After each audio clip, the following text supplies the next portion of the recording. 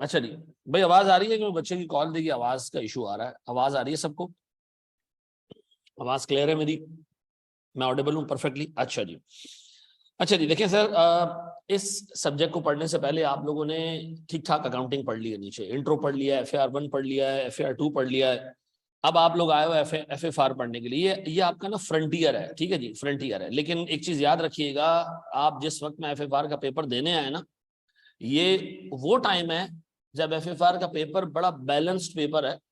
लोगों को पता है कि जी इस पेपर में क्या चीज टेस्ट होती है, बड़ा प्रिडिक्टेबल पेपर है, ठीक है जी। है लेंदी पेपर, नो डाउट। इसका कोर्स शायद CA के सारे जो सब्जेक्ट्स हैं उसमें लॉ को टक्कर देने वाला कोर्स है ये, ठीक है जी। यानी कॉर्पोरेट लॉ का जो कोर्स है और FFR का जो कोर्स है वो लगभग एक ही जितने हैं, ठीक है जी। मुझसे अगर कोई पूछे कि जी टोटल नंबर ऑफ कॉन्सेप्ट्स, जैसे हम IFRS 15 पढ़ते हैं, एक कॉन्सेप्ट है जी लॉन्ग टर्म कॉन्ट्रैक्ट का, एक कॉन्सेप्ट है जी क्वांटिटी बेस्ड डिस्काउंट्स का, एक कॉन्सेप्ट है जी ट्रांजैक्शन प्राइस का। यानी अगर टोटल कॉन्सेप्ट्स को मैं एडअप करूँ ना FFR के, तो वो लगभग बनते हैं मेरे बच्चों कोई 2000 के करीब, ठीक है जी। यानी 2000 अकाउंटिंग रूल्स प्रिंसिपल्स तुमने अपने जहन में रखने होंगे इस पेपर को अपीयर करते वक्त, ठीक है जी। ये एक ऐसा पॉइंट है जो थोड़ा सा जो है वो लोगों को पुश बैक करता है, ये लोगों को डराता है। अदरवाइज मैं आपको बताऊं, इसका पेपर है बड़ा प्रेडिक्टेबल, ठीक है जी। यानी सबको पता है कि इस एरिया से इतने मार्क्स आने, इस एरिया से इतने मार्क्स आने, ठीक है जी। लेकिन हैविंग सेड दिस, सबसे ज्यादा इश्यू जो लोगों को आता है वो कोर्स की लेंथ का आता है।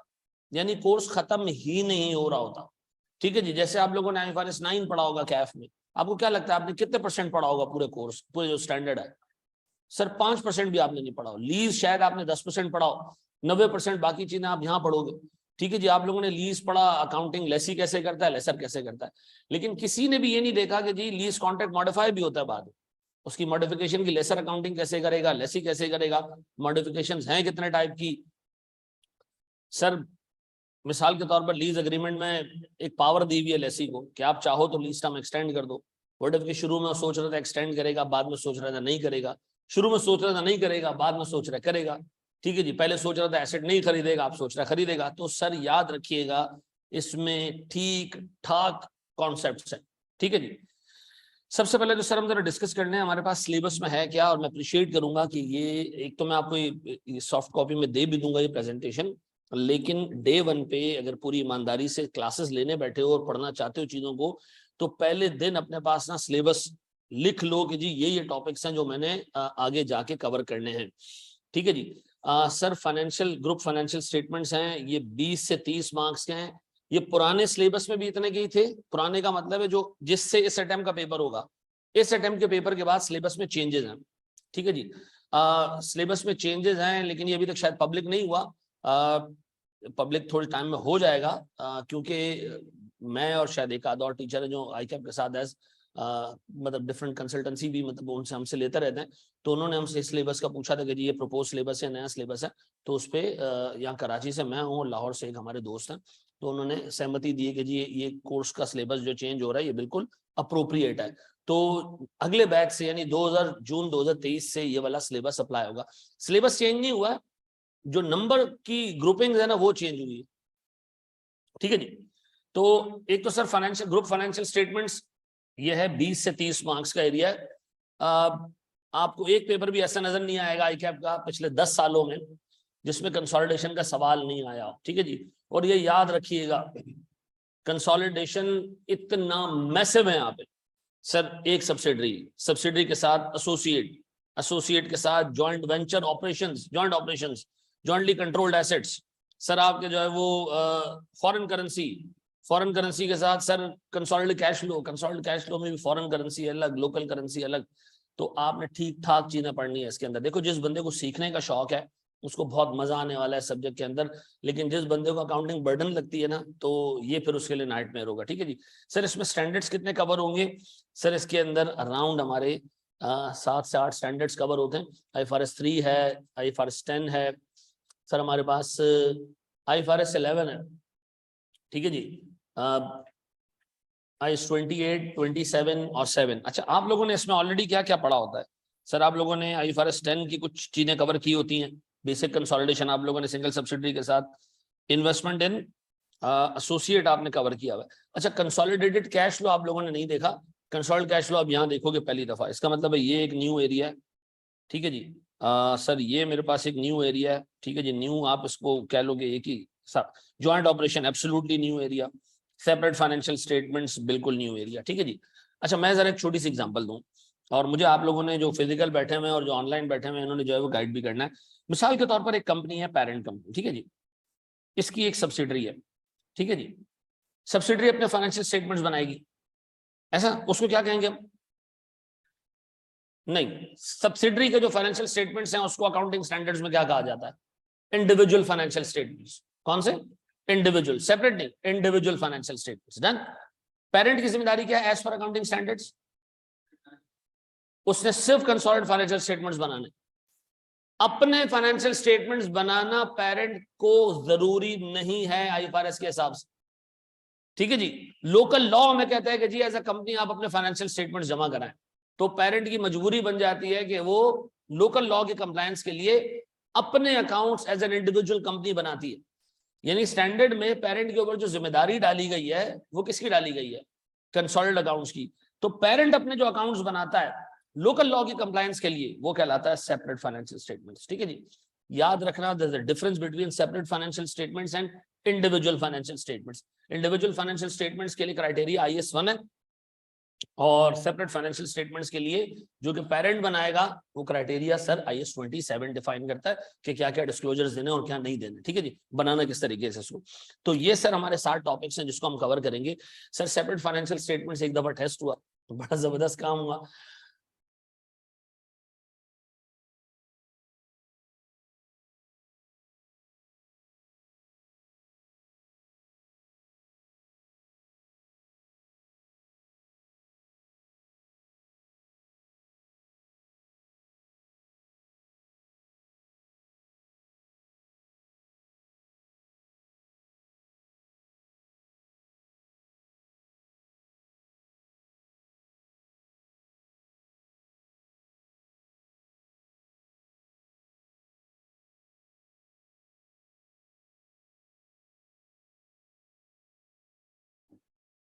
अब आ रही है मेरे बच्चों आवाज? अब आ रही है आवाज? अब आ रही है? अच्छा जी। अच्छा सर, तो सेपरेट फाइनेंशियल स्टेटमेंट्स के ऊपर सवाल आ चुके हैं। मैं एक इवेंट शेयर कर रहा था कि इस टॉपिक के ऊपर आई कैप में सवाल आए हैं पास में, सेपरेट फाइनेंशियल स्टेटमेंट्स के ऊपर। यानी 25 मार्क्स का सवाल है, कंसोलिडेशन नहीं करनी है, क्या करनी है? सेपरेट फाइनेंशियल स्टेटमेंट्स बनाने, उसमें क्या अकाउंटिंग करनी है वो देखनी है आपने, ठीक है जी। तो याद रखिएगा, जिसका कंसोलिडेशन वीक कंफर्म फेल, ये मैं आपको आज बता रहा हूँ। और कंसोलिडेशन ऐसा टॉपिक है कि एक एवरेज बच्चे को भी इसमें से 25 मार्क्स में से 15-16 निकाल ही लेता है वो। एक एवरेज बच्चा भी 15-16 इसमें से निकाल लेता है, क्योंकि कुछ एडजस्टमेंट्स ऐसी हैं जो बड़ी पेट एडजस्टमेंट्स हैं, वर्किंग्स हैं, इसमें से नंबर निकल आते हैं, वर्किंग के मार्क्स हैं। अच्छा जी, एक चीज मैं और यहाँ क्लियर कर देना चाहता हूँ, पब्लिक इंफॉर्मेशन ना हो, कि आई कैप अपना जो अकाउंटिंग का पेपर डिजाइन करता है ना, वो कितने मार्क्स का होता है? सर वो 100 मार्क्स का नहीं होता, वो अराउंड 118 से 120 मार्क्स का होता है, ठीक है जी। क्या मतलब 118 से 120 मार्क्स का होता है? क्या मतलब इसका? सर 118 से 120 मार्क्स का मतलब यह है कि एक सवाल में अवेलेबल मार्क्स, मिसाल के तौर पर 25 मार्क्स का सवाल है, उसमें अवेलेबल मार्क्स होंगे 30-28। यानी अगर आप सवाल में कुछ गलतियां भी कर दें तो भी चांसेस है कि आपको पूरे नंबर मिल जाए। अच्छा, आप ये कैफ में भी देखते होंगे, कैफ में एक बच्चे के, यहाँ FAR 2 में हमारा बच्चा था, उसका गोल्ड मेडल आया मुजम्मिल का, और मुजम्मिल के बाद में मार्क्स आई कैप ने डिस्क्लोज किए, कमेंट्स में आए, जो एग्जामिनर कमेंट्स है उसमें हाईएस्ट मार्क्स आई कैप का एग्जामिनर बाज़-औक़ात डिस्क्लोज करता है, अकाउंटिंग वाला तो हमेशा ही करता है। मुजम्मिल के कितने मार्क्स होंगे? 97 marks. How can an individual score 97 marks in FAR 2 paper और आई कैप में 97 मार्क्स? तो उसका मतलब है सर उसने उस चीज का एडवांटेज उसको हुआ था, ठीक है जी। तो मैं आपको बता रहा हूं कि पेपर 120 के करीब मार्क्स का होगा, आपने उसमें से कितने लेने हैं? 50 लेने हैं, ठीक है जी। देख लिया भैया, बड़े हम आगे एक स्टेप। अच्छा जी, फिर हमारे पास सर ये ना बोनस अटेम्प्ट चल रही थी 3-4, ये जो अभी 3-4 अटेम्प्ट गुजरी है ना, बोनस गुजरी है। इस एरिया से, फाइनेंशियल इंस्ट्रूमेंट्स के एरिया से 30 से 35 नंबर टेस्ट हो रहे थे, अब नए सिलेबस में इसको रिड्यूस करके कितना कर दिया गया है, 20 से 30। ठीक है जी। इसके अंदर स्टैंडर्ड्स कितने हैं, 4 स्टैंडर्ड है सर इसके अंदर। फाइनेंशियल इंस्ट्रूमेंट्स की प्रेजेंटेशन, इम्पेयरमेंट और IS 21, इसमें से अच्छे खासी चीजें आप लोगों ने नीचे जो है वो बेसिक्स पढ़ी हुई हैं। इसके 30 से 35 नंबर थे, अब रिड्यूस करके कितने कर दिए, 20। क्योंकि ICAP के ऑफिशियल में अभी चेंज नहीं हुआ ना, अभी अटेम्प्ट के बाद चेंज होगा। ठीक है जी, तो थोड़ा एडवांटेज है आपको। ठीक है जी, पब्लिक इन्फॉर्मेशन हो जाएगी थोड़ी देर में। ठीक है जी, थोड़े टाइम में हो जाएगी अभी। ठीक है, तो याद रखिएगा ये कितना चल रहा है जनाब, 25 से 30 से 35 से कितना हो गया रिड्यूस, 20 से। ठीक है जी। अच्छा जी, इसमें सिर्फ 4 ही स्टैंडर्ड हैं। बढ़ जाए आगे दोस्त। फिर वैल्यू मेजरमेंट इसके अंदर डाल दो यार, ये शायद हमने मिस कर दिया इसके अंदर। IFRS 13 है इसके अंदर। ठीक है जी। अच्छा जी, एक स्टेप और आगे दोस्त। अब सर ये एरिया है जो कि financial reporting and other standards, ये डील होता था सर कोई 30 से 40 25 से 30 मार्क्स का।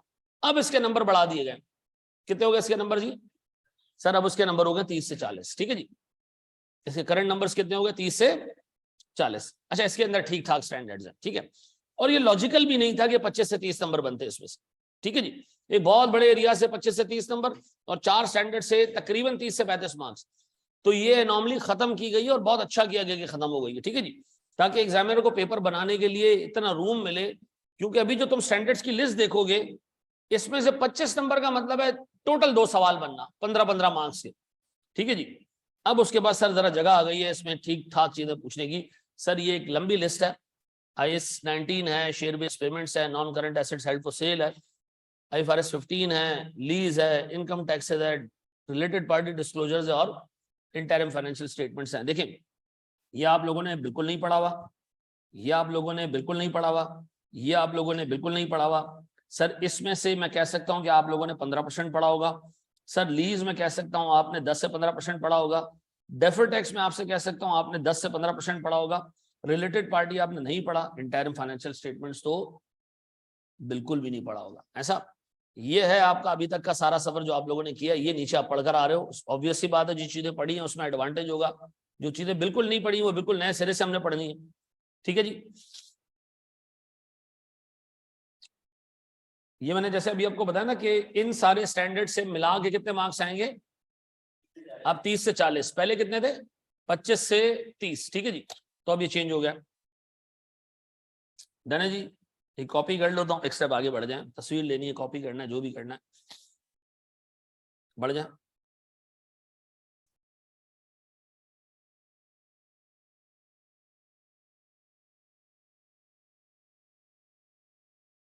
चलो मेरे बच्चों, उसके बाद सर हमारे पास स्पेशलाइज्ड एरिया आता है। अब ICAP ने उसके नाम को चेंज करके कर दिया specialised areas of financial reporting and ethics. ठीक है जी, और ये 2 एरियाज पहले थे 5 से 10 और 5 से 10 मार्क्स के, वो मिला के कितने कर दिए 10 से 15 मार्क्स। ऐसा क्यों भाई, उसने एक सवाल पूछना है बैंक के डिस्क्लोजर, उसके पास मैक्सिमम नंबर होते थे 10। ICAP ने एग्जाम में एक सवाल सेट करना है, किसी बैंक का डिस्क्लोजर पूछना है, म्यूचुअल फंड के हिसाब से चीजें पूछनी है, उसके पास मैक्सिमम मार्क्स होते थे 10। अब वो सवाल बना सके कितने का, 15 मार्क्स का। तो 2 ग्रेड्स को मिला देने से क्या फायदा होता है, ICAP का एग्जामिनर इस पोजीशन में आ जाता है कि वो एक बड़ा सवाल इसमें से बना सकता है। ठीक है जी, सर इसमें थोड़े से मामला डिफरेंट हैं, अगर इसको देख लेना। सर SMEs के बारे में एग्जामिनर, SMEs क्या छोटी एंटिटीज, उन पे पूरा अकाउंटिंग स्टैंडर्ड अप्लाई नहीं होता, सारे स्टैंडर्ड्स अप्लाई नहीं होते। आपके पूरे कोर्स में 17 से 18 के करीब डिफरेंसेस हैं कि ये चीजें जो है वो एक बड़ी कंपनी पे तो अप्लाई होंगी, लेकिन एक छोटी कंपनी के ऊपर अप्लाई नहीं होंगी। तो वो 20 डिफरेंसेस 18 डिफरेंसेस आपको याद करना। ठीक है जी, कि जी यहाँ रिवैल्यूएशन होनी है, यहाँ नहीं होनी है, यहाँ डेबिट टैक्स एसेट साल में एक दफा बुक करना है, यहाँ नहीं करना, यहाँ मतलब हर रिपोर्टिंग पे डेट पे बुक करना है। ठीक है जी, इस तरह की चीज है। और एग्जाम में एक दफा 12 मार्क्स का सवाल इसके ऊपर आया है कि जी डिफरेंसेस बता दें एक फुल स्केल फाइनेंशियल स्टेटमेंट्स, जो फुल स्केल आईएफआरएस अप्लाई किए फाइनेंशियल स्टेटमेंट्स कैसे होंगे और एसएमईज कैसे होंगे, उनमें डिफरेंसेस आइडेंटिफाई करना। ठीक है जी, तो ये है इसके अंदर। बैंक के सर 4 डिस्क्लोजर्स आपने पढ़ने। अच्छा, बैंक के डिस्क्लोजर्स पढ़ने का रीजन क्या, बैंक आईएफआरएस अप्लाई नहीं करता? नहीं सर, पाकिस्तान में जो बैंक्स फाइनेंशियल स्टेटमेंट्स बनाते हैं ना, वो आईएफआरएस के हिसाब से नहीं बनाते सर। याद रखिएगा, स्टेट बैंक का अपना एक रिपोर्टिंग सर्कुलर है जो कहलाता है BSD 36। ठीक है जी, इसके हिसाब से फाइनेंशियल स्टेटमेंट्स बनते हैं। और सर इसके हिसाब से फाइनेंशियल स्टेटमेंट्स जो बनते हैं, आपने उसके जो है वो डिस्क्लोजर्स देखने के क्या, उनमें की एलिमेंट्स क्या है। जैसे IFRS 9 है, नहीं अप्लाई करते पाकिस्तानी बैंक्स। ठीक है जी, जैसे एक छोटी सी एग्जांपल देता हूं, एक हमारे पास कैटेगरी है at fair value through PNL। ऐसा बैंक में कैटेगरी है ये हेल्ड फॉर ट्रेडिंग, और बैंक कहता है जी अगर आप कोई शेयर्स खरीदें और आपको लगता है कि अगले 90 डेज में आप उसको बेच दोगे तो इस कैटेगरी में आएगा। अच्छा, ऐसी कोई चीज IFRS में नहीं लिखी हुई है। ठीक है जी, IFRS में सर इन्वेस्टमेंट का डिस्क्लोजर, प्रोविजंस का डिस्क्लोजर अलग तरीके से बनता है, यहाँ थोड़ा ज्यादा डिटेल में बनता है ताकि अवाम उन्नास को चीजें पता चलें।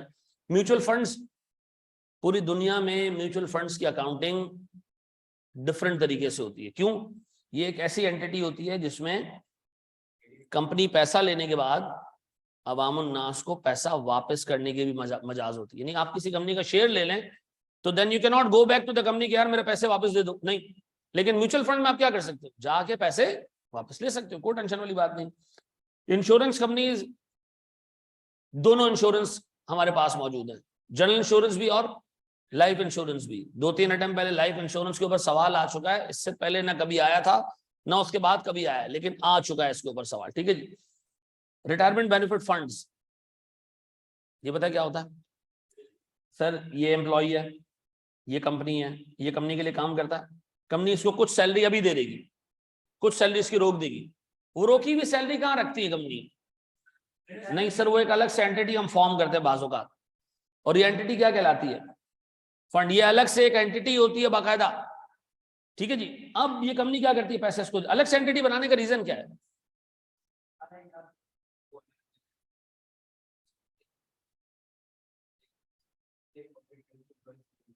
देखो, इसमें सबसे बड़ा जो मसला है ना, एक तो चलो इस बच्चे ने कहा कि अलग से मैनेज होगा, खैर मैनेज भी इसको कंपनी के लोग ही कर रहे होते हैं, कंपनी का CFO CEO ट्रस्टी बन जाता है, वो इसको चला रहे होते हैं। लेकिन मेन रीजन क्या है, कल कंपनी डूबेगी ना तो कंपनी एम्प्लॉइज का पैसा अपनी लायबिलिटीज को पे करने के लिए इस्तेमाल नहीं कर सकती। ठीक है जी, कंपनी लायबिलिटीज को पे ऑफ करने के लिए एम्प्लॉइज का पैसा यूज नहीं कर सकती। ऐसा कल एक एम्प्लॉय कह रहा है यार मैं लानत बेचता हूं अपनी नौकरी में, मैं जा रहा हूं, तो CEO उसको तड़ी नहीं लगा सकता कि तुम्हारे जो PF के पैसे हम तुम्हें नहीं देंगे। एम्प्लॉय कहेगा मुझे आपसे चाहिए भी नहीं है, मुझे PF के पैसे किसके पास है?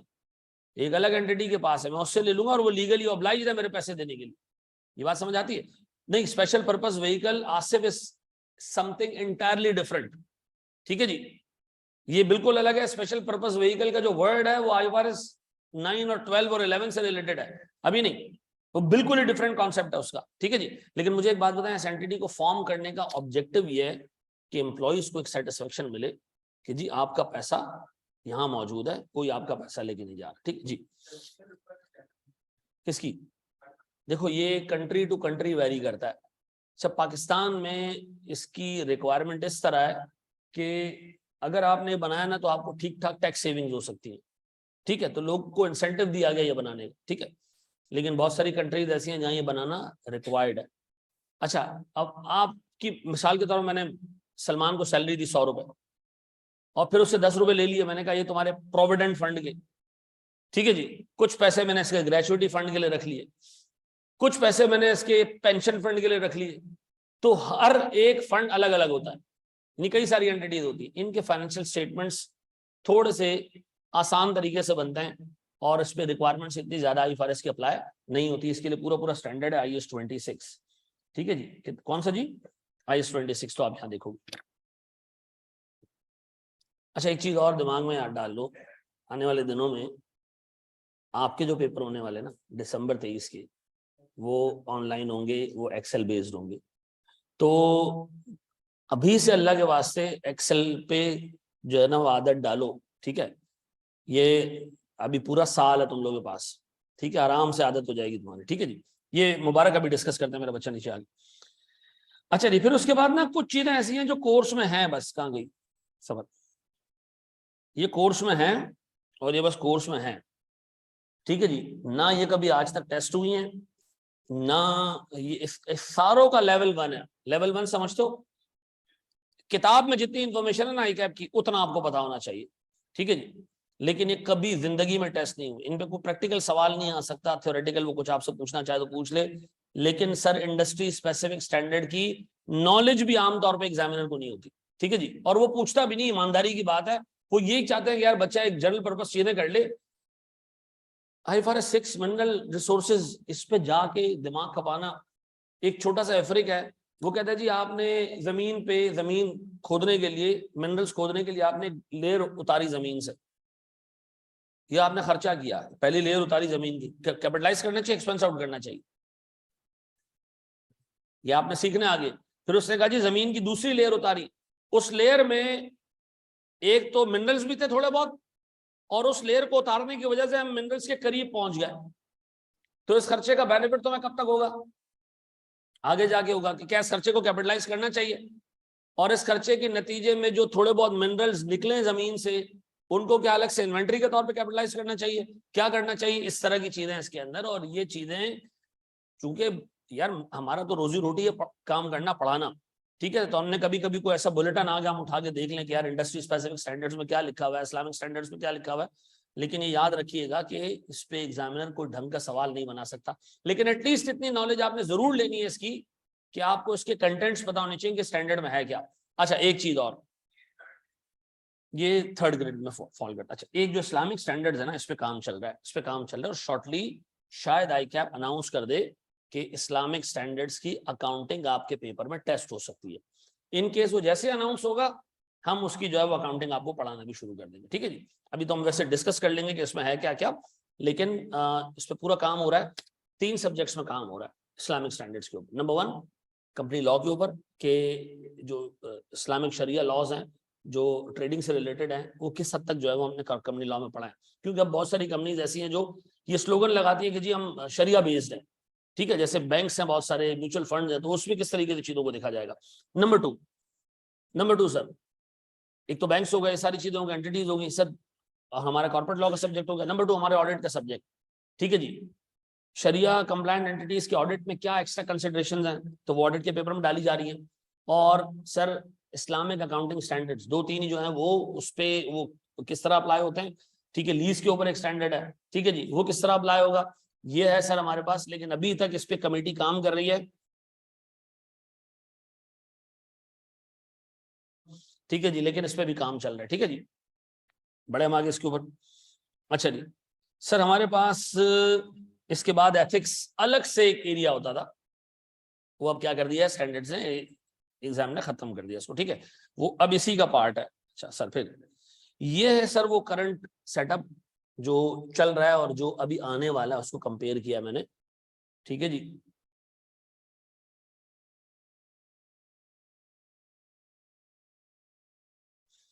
चलो जी, अब आप इसमें देख लें कि पहले क्या था और अभी क्या है, ठीक है।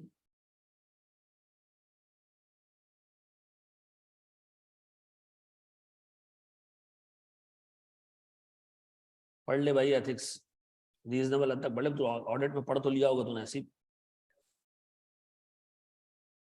इस अटेम्प्ट में जो बंदा पर्चा दे रहा है उसको एडवांटेज है बहुत बड़ा, बहुत बड़ा एडवांटेज है। क्यों? ये एरिया कहाँ गया, पीछे करो।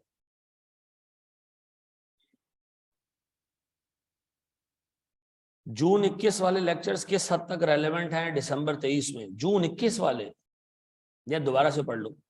जून 21 वाले लेक्चर्स मैं अप्रिशिएट करूंगा कि उसमें इवन जिस जगह से भी आपने पढ़ा होगा, ठीक है, जो पेपर पूछने का पैटर्न है उसमें भी काफी चेंजेस आई हैं, तो मैं अप्रिशिएट करूंगा कि इतना पुराना ना हो। हाँ, अगर तुम्हारा ये जून 22 होता और दिसंबर 22 होता जो आने वाला है, तो मैं कहता इस लेक्चर्स में इतना बड़ा डिफरेंस नहीं आएगा, सिवाय इस चीज के मार्क्स चेंज हो गए, कंटेंट मोर और लेस वही रहेगा, ठीक है जी। अच्छा जी सर, हमारे पास रिजल्ट्स, इसको भी जरा हम डिस्कस कर लें। अब आप चेक करें सर रिजल्ट्स, आप रिजल्ट चेक करें, 1/3 is the result, average result is 1/3। इसको छोड़ दो, इसको छोड़ दो, इसको छोड़ दो, इसको छोड़ दो, इसको छोड़ दो, इसको छोड़ दो। इसको क्यों छोड़ दो? इसको इसलिए छोड़ दो कि 2017 के इस पेपर की वजह से, इन दो पर्चों की वजह से, इन दो पर्चों की वजह से आईकैप ने कंसल्टेंट अपॉइंट किया, ठीक है जी, जिसका काम ये है कि जी एफएफआर के पेपर में अगर कोई गलतियां हैं तो वो देख ले। और कंसल्टेंट प्रेफरेबली एक ऐसा टीचर होना चाहिए जो पढ़ाता है, ठीक है जी। तो ऐसे एक टीचर ने, मैं नाम नहीं डिस्क्लोज कर सकता, उसने आईकैप को ज्वाइन किया और वो माशाल्लाह एक अच्छा जहन है जिससे अच्छे पेपर बनाए ओवर द पीरियड, ठीक है जी, अच्छे पेपर बनाए। वो जितना जितना उसकी टेक्निकल नॉलेज है उसने बहुत जबरदस्त पेपर बनाया आगे आके। चूंकि वो खुद टीचर था, उसको इस चीज का अंदाजा था कि बच्चे जो है वो किस तरीके से पेपर अटेम्प्ट करते हैं, उनको क्या डिफिकल्टीज होती हैं। आप उसका वाजे डिफरेंस रिजल्ट में देख सकते हो, ठीक है जी। इस अटेम्प्ट में जून 2017 में एक ऐसा सवाल आया, एक ऐसा सवाल आया, खुदा की कसम मैं तो हैरान हो गया कि यार ये रह गई है क्वालिटी आईकैप की। सवाल आया डेफिटेक्स का, और वो डेफिटेक्स था कंसोलिडेशन के साथ, पहली दफा टेस्ट हुआ। उसमें आईकैप के एग्जामिनर ने दिया ओपनिंग बैलेंसेस, पीपी का, सर इंटेंजिबल्स का, बाकी सारी चीजों का, स्टॉक का, ये सारी चीजों का डेफिटेक्स की कैलकुलेशन करवाई ईयर एंड के ऊपर। अमेजिंगली एग्जामिनर ने अज्यूम किया कि जो ओपनिंग बैलेंसेस है वही क्लोजिंग बैलेंसेस है, जो ओपनिंग बैलेंसेस है वही क्लोजिंग बैलेंसेस है, कोई डेप्रिसिएशन नहीं आया, कुछ नहीं आया, चेंज ही नहीं हुआ कुछ। And I can only afford to say inna lillahi wa inna ilayhi raji'un, ठीक है जी। उसके बाद एक सवाल आया कंसोलिडेशन का, उसमें मसले, ठीक है जी। ओवरऑल मतलब सत्यानाश हो गया था इस पेपर का। पहली दफा आईएफआरएस 16 और 15 इस अटेम्प्ट में टेस्ट हुए। आईकैप ने एक सवाल बनाया सेल एंड लीज बैक का। किसका? सेल एंड लीज बैक का। वो सेल एंड लीज बैक का सवाल आईकैप ने नॉर्मल तरीके से पूछा ही नहीं, वो नॉर्मल सवाल ही नहीं था। लोग सब आईएफआरएस 16 की ट्रीटमेंट करके आ गए, बाद में पता चला वो आईएफआरएस 16 नहीं, आईएफआरएस 15 है, ठीक है जी। आईएफआरएस 15 के अपेंडिक्स B88 से सवाल बनाया था आईकैप के एग्जाम में।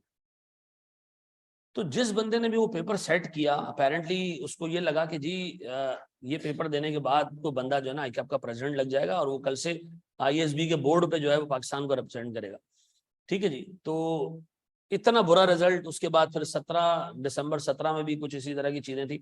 लेकिन उसके बाद जब से कंसल्टेंट आया, उसने चीज इंश्योर की कि जो चीजें जनरली दुनिया में चल रही हैं उसी के ऊपर जो है वो पेपर बने, और पेपर ऐसा बने कि एक बंदा अगर 200-250 घंटे घर पे लगा के आया ना, लेक्चर्स लेकर आया 250 घंटे के करीब, तो वो उसको अटेम्प्ट कर सके। तो एक तो उन्होंने पहले तो सीफैप का सिलेबस पता है क्या होता था? सिलेबस थोड़ी होता था, सब कुछ सीफैप का सिलेबस होता था, सब कुछ। अब इन्होंने कहा नहीं भाई, IAS 2 16 नीचे इतनी दफा पढ़ चुके, दोबारा क्यों पूछे भाई? हाँ, किसी कंसोलिडेशन वगैरह के एडजस्टमेंट में डाल देंगे, कोई मसला नहीं है। EPS है, IAS 40 के मैंने इसमें लिस्ट में लिखा है, नहीं कहीं पे आपको नजर नहीं आया होगा। बोरोइंग कॉस्ट, गवर्नमेंट ग्रांट, ठीक है जी, ये कोई चीज आपको नजर नहीं आई यहाँ पे। क्यों? वो चीजें नीचे पढ़नी बहुत है, उसकी रीजनेबल हद तक नॉलेज आपको कंसोलिडेशन और किसी बड़े सवाल में एक आध एडजस्टमेंट में काम आ जाएगी, बस उस पर अपना टाइम जाया करने की जरूरत नहीं है, ठीक है जी। अच्छा जी सर, ये था हमारा प्रेजेंटेशन और हम अब बढ़ने जा रहे हैं सर अपने पहले टॉपिक की तरफ। और कुछ चीजें हम जरा डिस्कस कर लें कि एक एक छोटी सी, अगर तुम लोग मुझे अलाउ करो, मैंने एक छोटी सी प्रेजेंटेशन बच्चों के लिए और भी बनाई है ताकि उनको ये डिसाइड करने में कि पेपर कौन से पिक करने चाहिए। लार्डली टेक 10 मिनट्स, ठीक है? हैं इंटरेस्टेड हो तो मैं करूं उसमें सर। फिर एक छोटा सा गाइडेंस सेशन हम किया करते थे, उसमें लोगों को हम बुलाते थे, बताते थे, लेकिन अब लोगों को पता चल गया कि यार कौन से पेपर्स देने, ठीक है जी। अब उस पर मेहनत करना फजूल है। सबको ये बात पता है कि पहली अटेम्प्ट में FR देना है, BFD देना है, ऑडिट देना है, ठीक है। कुछ लोग ऐसे होते हैं जो ऑडिट की जगह BM डाल देते हैं, कुछ लोग ऐसे होते हैं जो BFD की जगह लॉ डाल देते हैं। तो इन कॉम्बिनेशंस के अलावा बिल्कुल रेलिवेंट है वासिक, बिल्कुल रेलिवेंट है दिसंबर 22 के लेक्चर, बिल्कुल रेलिवेंट। अच्छा जी सर, इसमें कुछ चीजें मैं डिस्कस करना चाहूंगा। देखें ये एक बेसिक मैं काम की बातें करूं। देखिए यार, आपका जो शुरू का टाइम पीरियड है ना फॉर्म में एज ए जूनियर, ये 1.5 साल का पीरियड है। इस 1.5 साल में लगभग तुम्हें 2 अटेम्प्ट्स मिलेंगे। जिनकी रजिस्ट्रेशन 1 दिसंबर को हो जाएगी उनको 2 अटेम्प्ट्स मिलेंगे, जिनकी 1 दिसंबर को नहीं होगी उनकी 1 अटेम्प्ट होगी। तो जो मेन पिलर है ना सीफैप के, एफआर, बीएफडी और ऑडिट, ये पहली अटेम्प्ट में निकाल दो। अगर ये पहली अटेम्प्ट में निकल जाता है तो इफेक्टिवली तुम्हारे MSA 1 का टोटल क्वांटम और MSA 2 का 50% पार्ट आप इन्हीं 3 पेपरों में कवर कर लो। ठीक है जी। ये 3 पेपर देने के बाद आप अगली अटेम्प्ट में टैक्स उठा लो, अगली अटेम्प्ट में आप BM उठा लो, ठीक है, और चाहो तो MSA 1 साथ में दे दो। अदरवाइज ये 2 सब्जेक्ट्स भी बहुत है, क्योंकि आपकी पहली अटेम्प्ट साल पे बनेगी, लेकिन उसके बाद हर अटेम्प्ट आपकी 6-6 महीने पे बनेगी। ठीक है जी। सर टैक्स का कोर्स, BM का कोर्स डबल भी कर दो, 3 टाइम्स भी कर दो तो FFR के बराबर नहीं है। सर टैक्स का कोर्स डबल भी कर दो तो BFD के बराबर नहीं है। टैक्स का कोर्स 4 टाइम भी कर दो तो कंपनी लॉ के बराबर नहीं है। तो सर टैक्स, BM ये छोटे छोटे सब्जेक्ट्स है, क्वांटिटी के हिसाब से मैं बता रहा हूँ। ठीक है जी। इक्वल वेटेज है सर, ICAP के ये पेपर पास नहीं, आप क्वालिफाइड नहीं हो सकते। ठीक है, ईमानदारी की बात है। लेकिन सब्जेक्ट की क्वांटिटी के हिसाब से, नंबर ऑफ आवर्स के हिसाब से छोटे। तो एक तो पहले आपने ये 3 पेपर कोशिश करेंगे FR BFD और उसको वो करें। इन 1.5 सालों में आप कोशिश करें मेजर चंक निकाल, बड़े 3-4 सब्जेक्ट्स निकाल लें। क्यों? क्योंकि जैसे आप आगे बढ़ोगे ना, आपकी रिस्पॉन्सिबिलिटीज शुरू में कम है और टाइम ज्यादा है आपके पास, लेकिन जैसे आप बढ़ोगे ना फॉर्म में रिस्पॉन्सिबिलिटीज बढ़ती जाएंगी, टाइम कम रह जाता है। ठीक है जी। आप जैसे से आगे जाओगे, और मेरी आपसे इल्तिजा है, एक अच्छे बच्चे से ये इल्तिजा है कि आखिरी साल अपनी आर्टिकल्स का ऐसे गुजारो कि तुम्हारे पास कोई पेपर ना हो उसमें, ताकि तुम अच्छे जॉब इंचार्ज वाले रोल में जाके स्ट्रेटेजिक पोजीशन पे बैठ के डिसीजंस ले सको, चीजें देख सको। आप अगर आखिरी अटेम्प्ट में भी पेपर वाले बन के जाते हो ना, तो फिर यार जिम्मेदारी नहीं डल सकती। आप आखिरी साल में आती है सेकंडमेंट्स, जी आपको 6 महीने के लिए दुबई भेजा जा रहा है, आपने वही रोना शुरू कर दिया, भाई मेरी तो अटेम्प्ट है, मैंने तो अभी टोटल निकले ही 3 पेपर हैं, इसी अटेम्प्ट पे तो उम्मीद है। ठीक है जी। तो मेरी आपसे रिक्वेस्ट है कि इसको जरा सा देख लो, शुरू में पेपर्स निकाल लो। ठीक है जी। KPMG, फर्गसंस, EY, ये ऐसी फर्म्स हैं जिसमें आपको सब्सिक्वेंटली आखिरी साल में शायद अच्छी अपॉर्चुनिटी मिल जाए सेकंडमेंट पे जाने की। और इवन अगर सेकंडमेंट पे नहीं भी जाते तो बड़े क्लाइंट्स मिल जाते हैं, आप लीडिंग पोजीशन। ठीक है जी, लीड पोजीशन। ठीक है, देखो मैं अपने टाइम पे देखूं ना तो मेरा एक पेपर बाकी था आखिरी उसमें, तो मैंने उस पेपर को कुर्बान कर दिया था। मैंने कहा कुछ नहीं हो, भाड़ में गया, मैंने आखिरी साल बैठ के दबा के काम सीखना है, क्योंकि इसके फौरन बाद मेरी जॉब होगी, और मैं नहीं चाहता कि मैं जॉब पे जाऊं तो मैं एक स्टूडियस बच्चा नजर आऊं, प्रैक्टिकल काम करने वाला बंदा नजर ना आऊं। तो मैंने उस पर कॉम्प्रोमाइज किया, क्योंकि मेरा एक ही पेपर था, निकल गया वो भी खैर। लेकिन मैं आपको बोलूंगा कि आप कोशिश करें कि एक भी ना हो आप। ठीक है जी। आपको 1 साल पे अटेम्प्ट मिलेगी, 1.5 साल पे मिलेगी, 2 साल पे मिलेगी, 2.5 साल पे मिलेगी, 4 अटेम्प्ट आपको मिलेगी आखिरी साल में पहुंचने से पहले। ठीक है जी। तो ये आपने इंश्योर करना है कि मैं आखिरी साल तक पर्चे ना लेके जाऊं। और अगर मैं आपकी जगह होता, मैं ये तो नहीं कहूंगा कि मैं कह रहा हूं वो करो, नहीं, मैं ये कहूंगा अगर मैं आपकी जगह होता, मैं कभी भी कॉर्पोरेट लॉ का पेपर शुरू में नहीं उठाता। ठीक है जी। उसकी वजह यह है कि कॉर्पोरेट लॉ में आपका इतना टाइम खा जाएगा कॉर्पोरेट लॉ कि बाकी सब्जेक्ट के साथ आप इंसाफ नहीं कर पाओगे।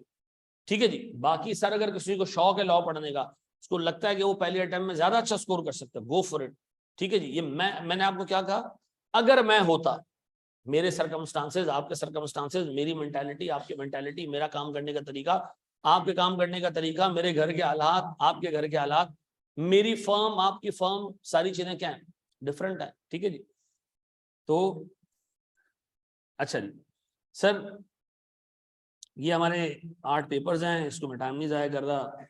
ठीक है जी। आपको टोटल मिलेंगे 5 से 6 अटेम्प्ट्स पूरी फॉर्म में, पूरे उसमें आर्टिकल्स में, पूरे आर्टिकल्स में। लकी लोग हो आप, हमें मिलती थी 3 अटेम्प्ट्स। हाँ, हमें मिलते थे पहले 1.5 साल बाद एक अटेम्प्ट, उसमें अगर आपने सारे पेपर निकाल लिए, 4 पेपर हैं, तो आप फिर अगली अटेम्प्ट 1.5 साल बाद दे सकते थे। ठीक है जी। यानी इफेक्टिवली हमें मॉड्यूल ई और एफ होता था, 4 पेपर होते थे। मॉड्यूल ई के अटेम्प्ट बनेगी 1.5 साल बाद, उसके बाद अगर आपने पहले अटेम्प्ट में निकाल लिए तो 1.5 साल आपका गैप है, आप अटेम्प्ट नहीं दे सकते, आपको अटेम्प्ट मिलेगी अब आखिरी साल। ठीक है जी। तो आखिरी साल में अगर आप पहली अटेम्प्ट में 3 भी निकाल लो तो आखिरी 6 महीने में आपके पास एक आध पेपर मौजूद होता है। मेरे साथ यही हुआ था, मेरा आखिरी 6 महीने में एक ही पेपर रुका हुआ था, ठीक है जी। लेकिन सर आपके पास 5 से 6 अटेम्प्ट 8 पेपर, आप आखिरी साल आराम से निकाल सकते हो। हमारी तो कैफ में अटेम्प्ट्स लगी हैं, तो सीफैप में कैसे निकलेगी, ये मैं आपको एक फैक्ट बता रहा हूँ। मेरे ऐसे स्टूडेंट्स हैं जिन्होंने कैफ पहली अटेम्प्ट में पास किया, सीफैप में लटक गए, और ऐसे लटके के लटक ही गए। 2 मेजर रीजंस।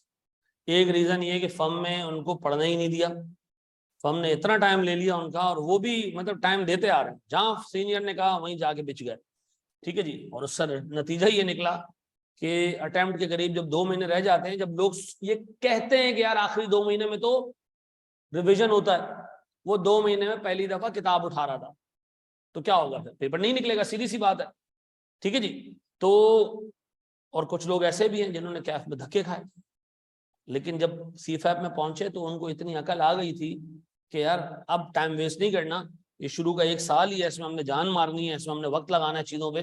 तो उन्होंने शुरू से क्याम किया कि चीज़ों को तोड़ दिया। और ये इंश्योर करो कि जब तुम्हारी छुट्टियां शुरू हो ना, तो तुम्हारे लेक्चर्स कंप्लीट हो। मैं ये नहीं कह रहा रिविजन हो चुका हो, ये नहीं, मैं कह रहा हूँ लेक्चर्स कंप्लीट हो तुम्हारे एटलीस्ट। डन? अच्छा जी, और से देखना दोस्त, सर ये हमारे टोटल आवर्स हैं जो एक सब्जेक्ट को आप देते हो, ठीक है जी। अच्छा, ये आवर्स मेरे हिसाब से मे भी कोई दूसरा टीचर आपके सामने रखे तो वो डिफरेंट हो, ठीक है जी। जैसे मिसाल के तौर पर लाहौर में FFR पढ़ाया जाता है 120 घंटे में, 120 आवर्स में FFR खत्म, ठीक है जी।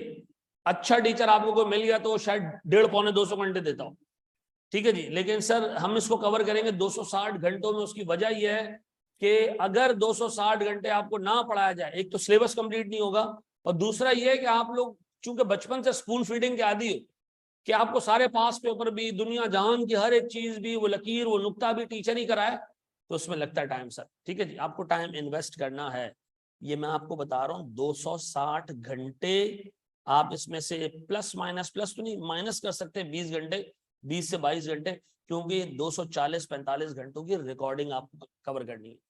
और बाज़ औक़ात कुछ लोग 1 घंटे की रिकॉर्डिंग 40 मिनट में भी कवर कर लेते हैं, और बाज़ औक़ात लोग 1 घंटे की रिकॉर्डिंग पे 1.5-पौने-2 घंटे भी लगा देते हैं। वो डिपेंड करता है कि वो टॉपिक कौन सा चल रहा है और वो सवाल कितना मुश्किल है, ठीक है जी। मिसाल के तौर पर यार बच्चे हैं, वो एक बच्चा आया, उसका FFR में गोल्ड मेडल आया था थोड़े टाइम पहले, सुमेर नाम था उसका। वो आया, उसने मुझसे बात की, उसने कहा सर आप अजीब लग रहे हैं। मैंने कहा क्यों? कहता आपको हमेशा 1.7 की स्पीड पे सुना है, ठीक है जी। तो आपसे बात करके अजीब लग रहा है कि आप स्लो हो गए, ठीक है जी। तो लोगों की आदत है सर, आदत है, वो थोड़ा स्पीड में पढ़ते हैं चीजें।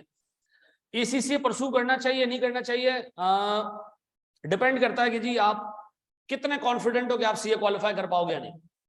अगर आपको लगता है कि आप CA कर लोगे इन 4 सालों में, 3.5 सालों में, you will be able to pass 8 papers, then I would prefer कि आप ना जाओ ACCA की, ठीक है जी, ना जाओ फिर ACCA की। अगर लगता है कि नहीं यार मैं फंसूंगा बीच में, तो फिर ACCA की तरफ आप जा सकते हो। अदरवाइज देखो, एक चीज याद रखो, आज मैं जाऊं, मैं एक गाड़ी खरीदूं करोला 2020 मॉडल, ठीक है, अगले साल जाके खरीदूं 2021 मॉडल, और अगले साल जाके खरीदूं 2022 मॉडल, तो लोग मुझे कहेंगे पागल हो गया क्या, एक ही मॉडल की 3 गाड़ियां खरीद के बैठ गए। थोड़ा डिफरेंट खरीद, कोई चीज अलग खरीद। एक तुमने जो है ना वो सिडान टाइप की खरीद ले, सिडान गाड़ियां समझते हो, सिडान, हैचबैक हैं, SUVs, बड़ी गाड़ियां जो होती हैं, ठीक है जी। तो आपने अगर एक सिडान टाइप खरीद लिया है, यानी आपने एक से मिसाल के तौर पर कोरोला और सिटी टाइप ले ली, तो यार दूसरे बड़े पैसे डाल के SUV खरीद लो, बड़ी गाड़ी खरीद लो। हम कहते हैं नहीं, हम CA भी करेंगे, ACCA भी करेंगे, इसके बाद इंशाल्लाह ICAW भी करेंगे, ठीक है जी। तो एक, अब आई होप आप लोगों ने शायद फिल्म में देखते नहीं देखते हो, एक फिल्म आई थी तन्नू वेड्स मन्नू, देखी किसी ने? नहीं देखी यार, कमाल कर दो यार।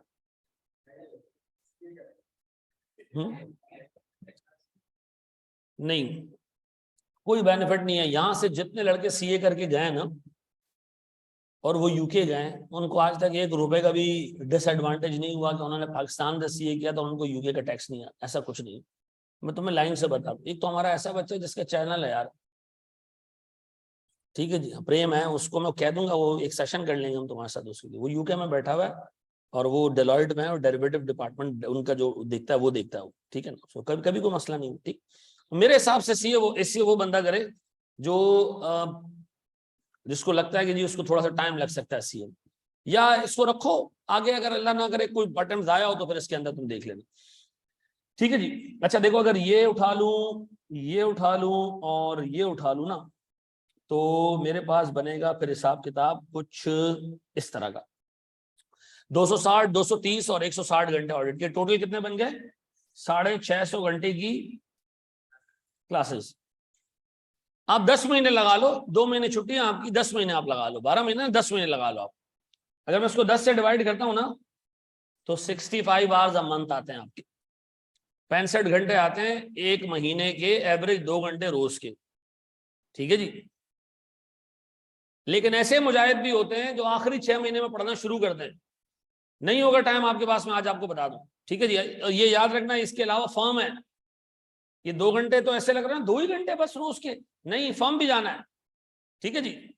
तो आप अपने वीकेंड स्ट्रांग रखना, मैं आपसे हाथ जोड़ के रिक्वेस्ट कर रहा हूं, शुरू से चीजें पढ़ना, एटलीस्ट क्लासेस कवर कर लेना, ठीक है जी।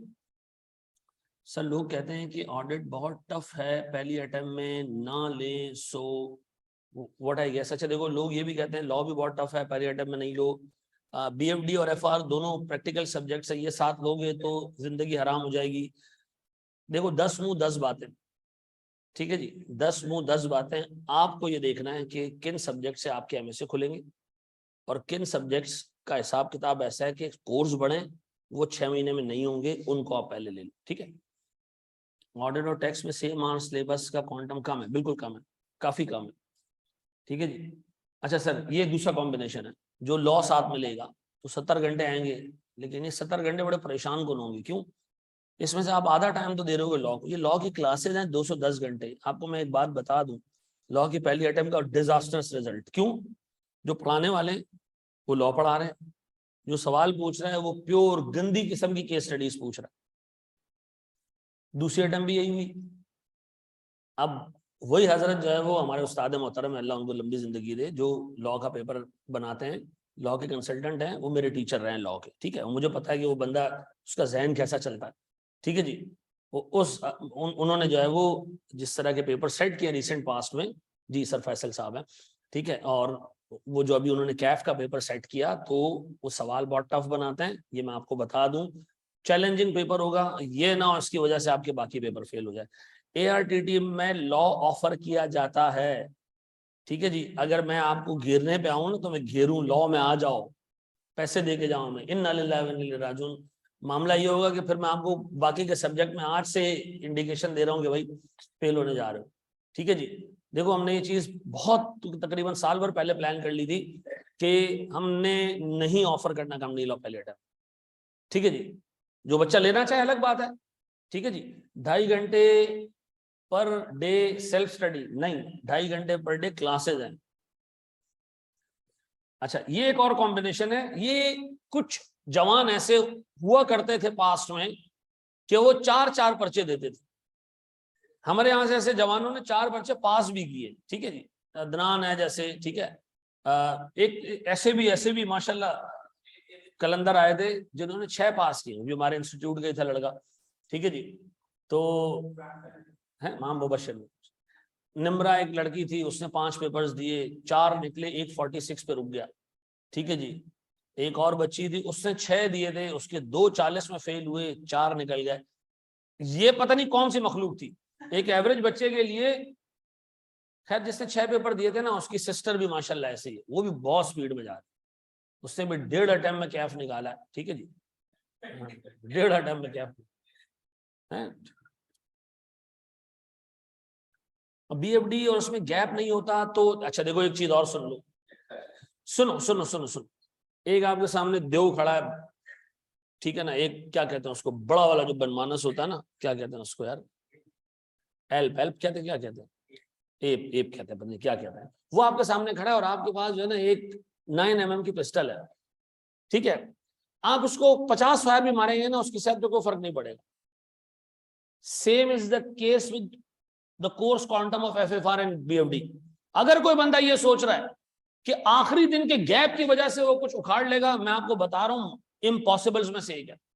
आपको इसको बहुत पहले खत्म करना पड़ेगा। आखिरी दिन बैठ के आपको 1 या 2-3 दिन की भी छुट्टी मिल जाए ना, सिलेबस नहीं घूमेगा पूरा, ये मैं आपको बता रहा हूं। तो इस बेसिस पे मेरा बच्चा डिसीजन नहीं लो कि एफएफआर और बीएफडी में गैप नहीं है, तो फिर बीएफडी और लॉ में भी गैप नहीं है, ठीक है जी, फंसोगे। ये सबसे अच्छा कॉम्बिनेशन, बहरहाल आपकी मर्जी है। मैंने आपको जैसे उनकी फर्म्स कौन सी थी जिसने 6 पेपर पास किए, वो मेरे ख्याल में शायद ईवाई में था, ठीक है जी। जिसने 5 पर्चे पास किए हैं वो बच्चा शायद फर्गसन में था, ठीक है जी। और जिसने अभी 4 पेपर पास किए, फर्गसन का स्टार परफॉर्मर है अदनान, ठीक है जी। अच्छा जी सर, अच्छा भाई, मैं जैसे अभी आपको बता रहा था, ये फजूल सी बातें हैं कि आपने पहले इतनी चीजें कवर की हुई है, इतनी कवर की हुई हैं। समरी मैंने आपको बता दी मेरे बच्चों। अच्छा सर, क्लास का क्या सीन चलेगा? क्लासेस का ये सीन होगा कि मैं आपको हर वीक 4 लेक्चर्स दिया करूंगा, 4, ठीक है। वो तकरीबन 1.25 घंटे के 1 घंटे के होंगे, और उनमें से मेजर चंक ऐसा होगा कि नए रिकॉर्डेड होंगे, ठीक है जी। क्योंकि मैं भी ये समझता हूँ कि जिस तरह सिलेबस चेंज हुआ है, उसके हिसाब से मुझे कुछ स्टैंडर्ड्स को अच्छा करना होगा। अच्छा देखो, आप लोग, लाहौर के एक बच्चे ने मुझसे लास्ट टाइम एफएफआर पढ़ना शुरू किया, अच्छा चल रहा था, उसने दरम्यान में कहा सर ये लेक्चर दिसंबर 22 के लिए है, लेकिन इस पे तो जून 22 लिखा है। क्या लिखा है? जून 22। तो ये तो पुराने हैं सर। मैंने कहा यार, असल में इन 2 डेट्स के बीच में आईएसबी ने पूरे स्टैंडर्ड सब चेंज कर दिया और ये ऑब्सलीट हो चुके हैं। आप लोग खुद सोचो एक चीज, कि एक टीचर अगर बार बार एक ही लेक्चर पढ़ाया जा रहा है और बार बार एक ही व्हील को री इन्वेंट कर रहा है, इससे लाख दर्जे अच्छा क्या है कि वो आपके लिए सारे पास पेपर, सारी चीजें एक ऑर्गेनाइज पोर्टल पे डाल दे, ठीक है जी। और आपको कहे कि जी आप देखो, जहां फंसो भाई, इस चीज पे नहीं आ रहा समझ में, उस पर एक सेपरेट वीडियो आपको दे दे और चीजें आपको बना के दे दे। मसला ये है कि हम लोग एक ही लकीर को पीटते हैं बार बार, ठीक है जी। और फिर उसके बाद बच्चा क्या कहता है, सर ये सवाल मिस हो गया, वो मिस हो गया। तो हमने ये इंश्योर किया है कि हमारे पास जितने जितने स्टैंडर्ड्स के जितने पैरा हैं, सब पे सवालात बने हुए हों, सब पे वीडियोस बनी हुई हों और ऑर्गेनाइज्ड हो। बच्चे को पता हो कि यार ये मैंने पहला लेक्चर लेना है, इसके ये आउटकम्स हैं, ये चीजें मैंने कवर करनी है, इसके बाद मैंने दूसरे पे जाना है, इसके बाद मैंने तीसरे पे जाना है, ठीक है जी। और प्रॉपर एंड पे आके एक समरी लेक्चर हो कि जी स्टैंडर्ड में ये 10 चीजें थी, इस पे आप फला फला लेक्चर में जाके ये चीजें देख सकते हो, और वो लेक्चर्स इतने ऑर्गेनाइज्ड हो कि उसके पढ़ने के बाद आराम से आप पास पेपर सॉल्व कर सकते हो, ठीक है जी। तो ये मैं आपको बता रहा हूँ कि इस सारे के सारे लेक्चर्स आपको इसी तरह मिलेंगे, ठीक है जी। कोई भी बंदा अगर आज लाइव क्लासेस लेने के बारे में सोच भी रहा है ना, 1.5 महीने बाद वो नहीं ले पाएगा, ये मैं आपको बता रहा हूँ, क्योंकि फॉर्म में जिस तरह का हिसाब किताब है आप नहीं ले पाओगे, ठीक है। प्रैक्टिकल बात करते हैं, ठीक है जी, प्रैक्टिकल बात करते हैं, ठीक है जी। तो sir, should we use study text in CFAP? Yes, for BM आपको स्टडी टेक्स्ट लाजमी इस्तेमाल करनी है। एफएफआर में, बीएफडी में स्टडी टेक्स्ट लाजमी इस्तेमाल करनी है। क्या देखने के लिए? कोई चीज ऐसी ना हो जो टीचर छोड़ दे। हैं ऐसी चीजें जो आपको स्टडी टेक्स्ट से पढ़नी पड़ेगी। एथिक्स स्टडी टेक्स्ट आपको देखना पड़ेगा। ये जो मैंने आपको स्पेशलाइज की लिस्ट दी, इसमें कुछ इस्लामिक स्टैंडर्ड्स हैं, उसकी थ्योरी आपको वहां से देखनी पड़ेगी। खैर वो हमने नोट्स बना लिए, लेकिन ये कि कंप्लीटनेस के लिए आपको फिर भी ये सारी चीजें देखनी पड़ी। रात की बात है, मुझे एक बच्चे ने, अभी अटेम्प्ट होने वाली है ना 1.5 हफ्ते में, मुझे बच्चे ने मैसेज किया, किताब में मॉन्टे कार्लो सिमुलेशन लिखा हुआ है, आपने नहीं पढ़ा है सर। क्या चीज? मॉन्टे कार्लो सिमुलेशन एक मॉडल है बीएफडी का, वो आपने नहीं पढ़ाया। मैंने कहा बहुत अच्छा किया तुमने डिस्कस कर लिया, सुन लो मॉन्टे कार्लो सिमुलेशन है क्या। एक प्रोडक्ट है जो मैं बेचने जा रहा हूं, उसकी सेलिंग प्राइस 100 रुपए से लेके 150 तक होगी। कुछ मार्केट में हम 100 की बेचेंगे, कुछ में 150 की बेचेंगे, सोच रहे हैं मैं भी। वेरिएबल कॉस्ट 40 रुपए से लेके 75 रुपीज तक होगी। मे बी हम कुछ ये वाला मटेरियल डालें, मे बी कुछ ऐसा डिजाइन बनाए, मे बी कुछ वैसा डिजाइन बनाए, सोच रहे हैं, मे बी प्लानिंग है। Fix cost depending on the capacity 5 million से लेके 8 मिलियन तक होगी। हमारी डिमांड यूनिट्स में सर 10 लाख यूनिट से लेके, यानी 1 मिलियन से लेके सर 1.8 मिलियन यूनिट्स तक होगी। अब वो कहते हैं जनाब बताओ रैंडम नंबर्स यूज करके कि क्या हम इस प्रोजेक्ट को लॉन्च करें या ना करें। तो मॉन्टे कार्लो सिमुलेशन एक कंप्यूटराइज्ड मॉडल है। वो करता क्या है, एक सेलिंग प्राइस उठाएगा 100 रुपए की, और अज्यूम करेगा वेरिएबल कॉस्ट है 60, सीएम निकाल लेगा। एक वॉल्यूम उठाएगा, कोई भी एक रैंडम वॉल्यूम उठाएगा, मल्टीप्लाई करके टोटल सीएम निकाल लेगा। उसमें से कोई एक रैंडम फिक्स कॉस्ट उठाएगा, माइनस करके क्या निकाल लेगा, प्रॉफिट निकाल लेगा। ऐसे वो 10 मिलियन प्रॉफिट्स निकालेगा और फिर उसका मीन निकाल के आपको कहेगा यार ये है एक्सपेक्टेड आउटकम। ठीक है जी। तो मोंटे कार्लो सिमुलेशन पे मैंने कहा जब अगर वो सवाल पूछेगा ना एग्जाम में, तो फिर आपको एक जबरदस्त किस्म का एप्पल का मैकबुक देगा और उसमें एक सॉफ्टवेयर डाल के देगा कि चलो इसको इस्तेमाल करो। लेकिन उस बच्चे ने देखा, पॉइंट आउट किया कि सर ये चीज नहीं है, नहीं कराई आपने कवर, एटलीस्ट अब उसने सुन लिया। इन केस अगर थ्योरी में 1.5 नंबर का आ गया, कुछ ना कुछ सवाल का जवाब देके आ जाएगा। IFRS 2019 का रेलेवेंट एडिशन है या लेटेस्ट लेने की जरूरत है? 2019 वाला चल जाएगा, कोई मटेरियल चेंज नहीं है 2019 के बाद से। ठीक है जी। 2019 के बाद से कोई मटेरियल चेंज नहीं। थ्योरी के पार्ट में कुछ चेंज है, जो नया इंश्योरेंस का स्टैंडर्ड आया, अदरवाइज कुछ नहीं है। 3 पेपर्स देने, तीनों की क्लासेस एक साथ स्टार्ट करें या पहले 2 की और फिर 1 की लें? देखिए ऑडिट का जो टोटल हिसाब किताब है ना, ऑडिट 3-3.5 महीने में हो जाता है कवर। ठीक है जी। पहले मैं आपको ये रिकमेंड करूंगा कि आप शुरू में उठाओ FR और साथ में BFD उठाओ, और कोशिश करो कि दिन में एक दिन है ना, आप एक लेक्चर FFR का ले लिया, अगले दिन BFD का लेक्चर ले लिया, अगले दिन FR का, अगले दिन BFD का, तो तुम्हारे पास टोटल वीकडेज में 5 लेक्चर हो जाएंगे। अब वीकेंड तो मैं सैटरडे संडे किसी भी फॉर्म में हो गए ना, तो सैटरडे में भी कुछ टाइम बाद प्रेशर में आ जाए तो सैटरडे वाले दिन 2 लेक्चर ले लो, संडे वाले दिन 2 लेक्चर्स ले लो, और पुराने जो किए उनको रिवाइज कर लो।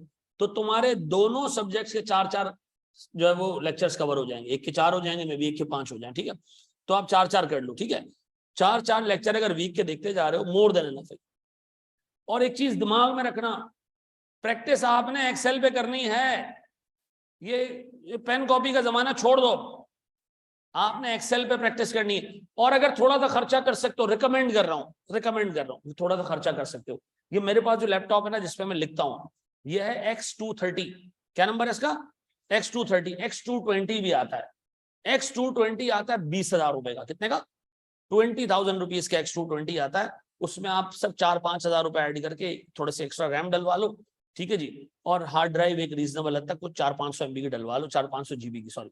ठीक है जी, उस लैपटॉप के ऊपर ये पेन लो, इसी पे अपने नोट्स बनाओ। ठीक है जी, उसको सीधा करके एक्सेल पे आप अपना काम करते रहो। एक ही लैपटॉप पे हाथ सेट करो, उसी लैपटॉप पे पेपर देने भी जाओ। ठीक है जी, जिस लैपटॉप पे आज आप हाथ सेट करोगे उसी पे पेपर देना है, ये दिमाग में रखना।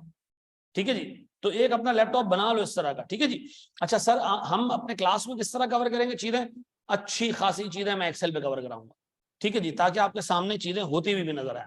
ठीक है जी। सर हम बढ़े अपने पहले टॉपिक की तरफ, अल्लाह का नाम लेके। जी सर, हम पहला टॉपिक शुरू करेंगे सर आज। ठीक है जी। नहीं भाई, ये पूरा सिलेबस मैं खुद कवर कराऊंगा 100%। कॉम्प्लीमेंट्री लेक्चर आपको आकाश के भी मिलेंगे सारे। ठीक है जी, जितने एरिया वो खुद कवर कराएगा उसके कॉम्प्लीमेंट्री लेक्चर्स आपको मिलेंगे। ठीक है जी, सब सब्जेक्ट सारे स्टैंडर्ड्स कवर कराना अहमद रजा की जिम्मेदारी है, वो पढ़ाएगा। आकाश के साथ में लेक्चर्स आपको फ्री में मिलेंगे, कोई पैसे उसके आपने नहीं देने। ठीक है जी, उसका भी पूरा कोर्स हमने कवर किया हुआ है, तो दोनों आपने जिससे भी बीच में पढ़ना फिर आप पढ़ते रहना। ठीक है। सर जो पोर्टल पे ऑलरेडी लेक्चर्स हैं उनको नहीं लेना क्या?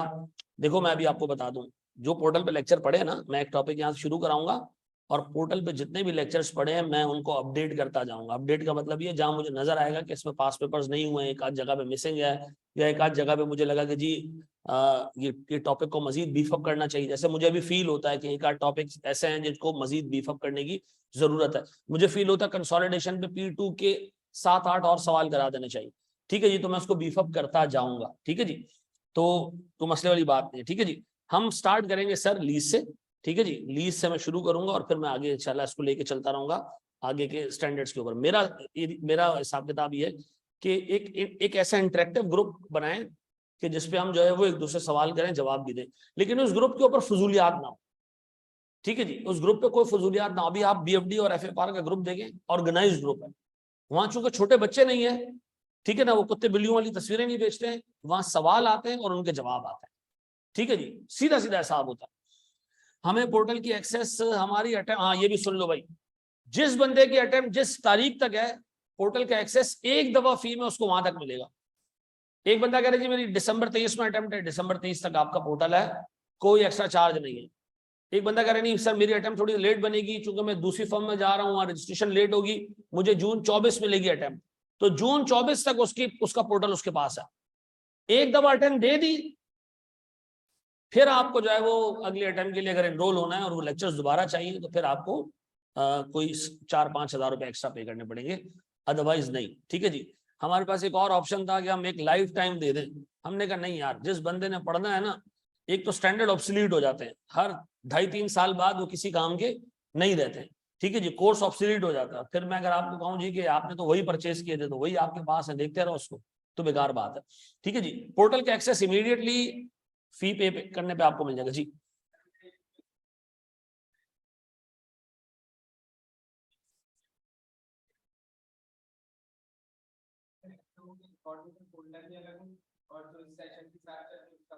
इस सेशन का कुछ साथ नहीं चलेगा, ये आज हम पहली और आखिरी दफा फिजिकल मिल रहे हैं।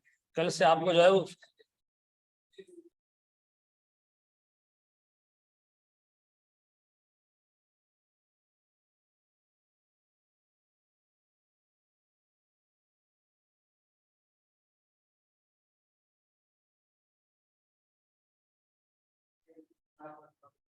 बिल्कुल, उसमें देखो मैं बता देता हूँ। जैसे हम कवर करेंगे, पहला टॉपिक हम कवर करेंगे लीज का।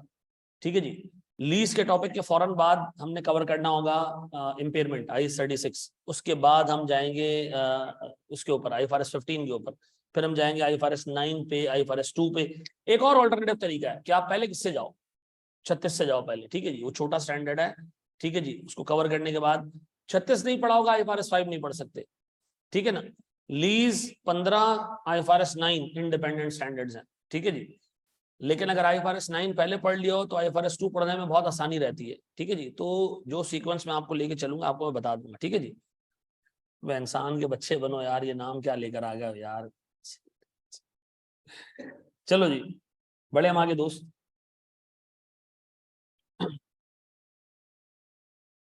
बढ़ जाए मेरे बच्चों, आगे हम पहला चैप्टर अपना खोले।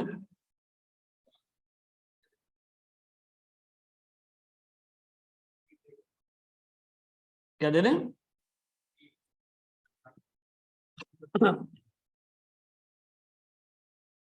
सर अपने पास हेडिंग डालें लीज।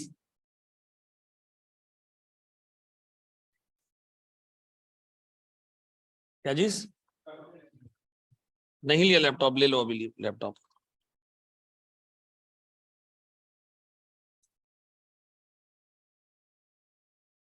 लेक्चर नोट्स आपको PDF की फॉर्म में मिलेंगे। किताब आपको लेनी है। किताब तकरीबन 1700-1800 पेजेस की किताब है, 2 वॉल्यूम्स में हमारी किताब। ठीक है, वो आपको खरीदनी पड़ेगी। वो आपको कराची, लाहौर, इस्लामाबाद, मुल्तान, सक्कर, खिपरो, टंडोला यार, हर जगह से आपको मिल जाएगी।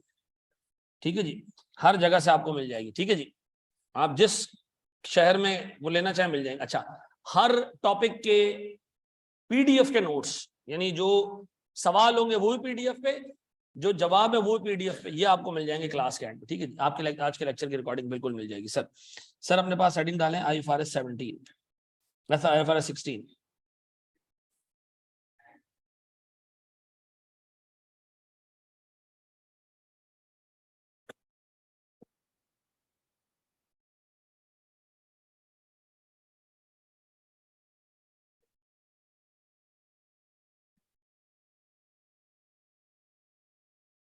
अच्छा जी मेरे बच्चों, प्लीज बोर्ड पे देखिएगा।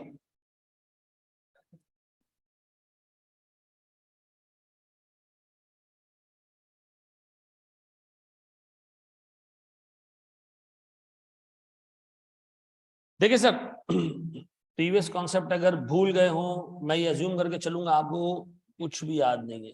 ठीक है जी, एक गजनी वाली बीमारी आई थी, उसके बाद आप अभी दोबारा नींद से जागे हो, सब भूल गए।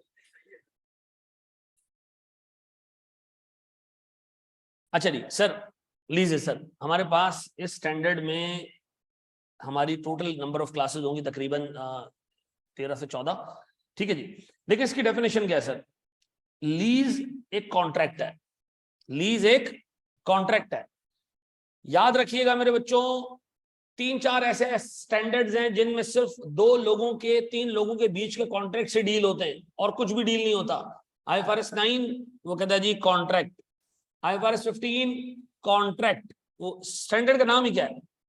Revenue from contracts with customers, ठीक है जी। IFRS 16 is also a contract, ठीक है जी।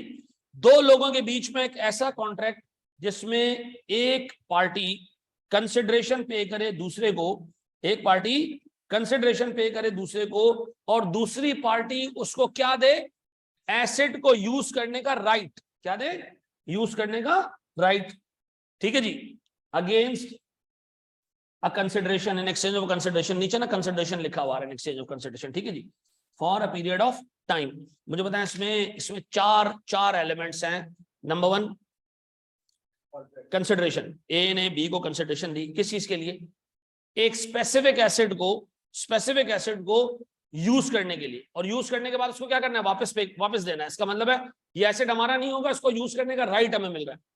और चौथी चीज क्या है सर, एक सर्टेन पीरियड ऑफ टाइम के लिए, ठीक है जी। अच्छा, टाइम याद रखिएगा, जितने भी हमारे अकाउंटिंग स्टैंडर्ड्स हैं, टाइम दो तरीके से डिफाइन होता है।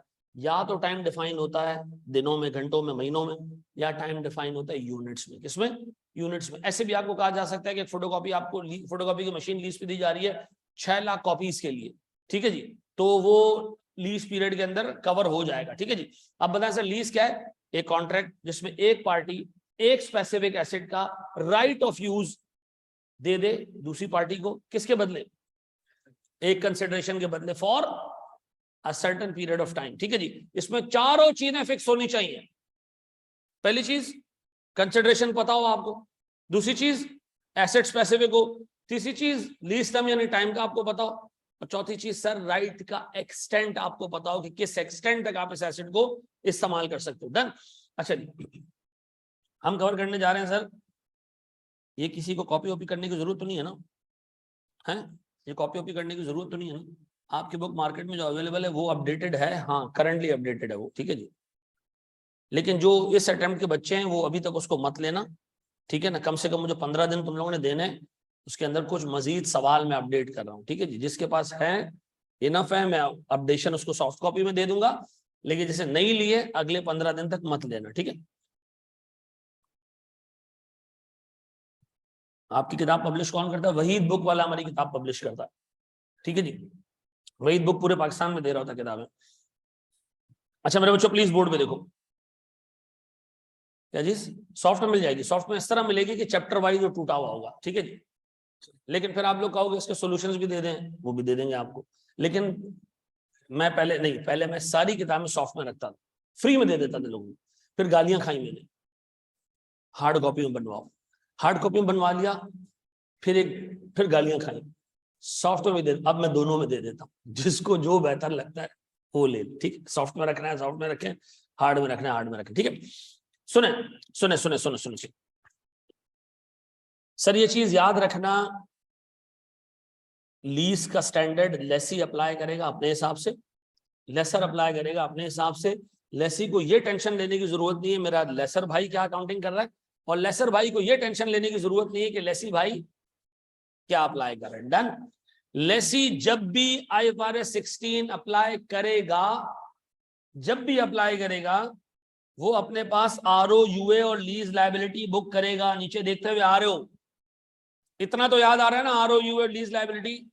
याद रखना भैया, लेसी के लिए लीज फाइनेंस और ऑपरेटिंग नहीं होती, लेसी के लिए सारी लीजेस एक ही है, ठीक है जी।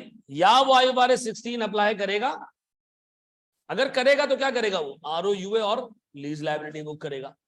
और अगर वो चाहे तो उसके पास ऑप्शन है, तो इन दो केसेस के अंदर वो क्या करे, इन दो केसेस के अंदर वो क्या करे, IFRS 16 अप्लाई ना करे। IFRS 16 अप्लाई ना करे तो फिर क्या करे, इसको ट्रीट करे एक सर्विस अग्रीमेंट। क्या करे सर, एक एसेट जिसकी लीज 12 महीने या उससे कम है, एक ऐसी लीज जिसकी, एक ऐसा एसेट जिसकी लीज 12 महीने या उससे कम है, शॉर्ट टर्म लीज है, और सर एक ऐसी लीज जिसमें दिया जाने वाला एसेट कम वैल्यू का है, वो क्या है हमारे पास, लो वैल्यू है। दो चीजें हो गई सर। सर इन दो केसेस के अंदर अगर लेसी चाहे तो क्या करे, IFRS 16 अप्लाई ना करे। और सर अगर इसमें भी चाहे तो अप्लाई कर सकता है, हाँ सर कर सकता है। अगर IFRS 16 अप्लाई करेगा तो क्या करेगा, ROUA बुक करेगा, लीज लायबिलिटी बुक करेगा। और अगर नहीं करेगा तो जो रेंटल वो पे कर रहा है उसको एक सिस्टमैटिक तरीके से, किससे, सिस्टमैटिक तरीके से एक्सपेंस आउट करता जाएगा। जो वो पेमेंट कर रहा है उसको क्या करेगा, वो एक सिस्टमैटिक तरीके से, वर्ड याद रखना किसकी तरफ से, वो सिस्टमैटिक तरीका क्या है वो भी हमने देखना है। Again lessee has only 2 options, sir उसको IFRS 16 अनकंडीशनली अप्लाई करना है, लेकिन कुछ सर्कमस्टांसेस ऐसे हैं जहां उसके पास ऑप्शन है कि वो चाहे तो IFRS 16 की एप्लीकेशन को अवॉइड कर सकता है। वो कौन सा सर, शॉर्ट टर्म और low value asset. Short term lease का मतलब है एनी लीज जिसमें लीज टर्म क्या हो, 12 महीने या उससे कम हो। 12 महीने पे भी शॉर्ट टर्म बन जाती है, डन। अच्छा, और लो वैल्यू, छोटी वैल्यू का एसेट। सर अब इन दोनों को मैं क्लियरली एक्सप्लेन कर रहा हूं, ये अगर आप लोग कॉपी कर लो तो मैं एक स्टेप आगे बढ़ जाऊं। सर शाबाश, ये बढ़ जाऊं मैं आगे।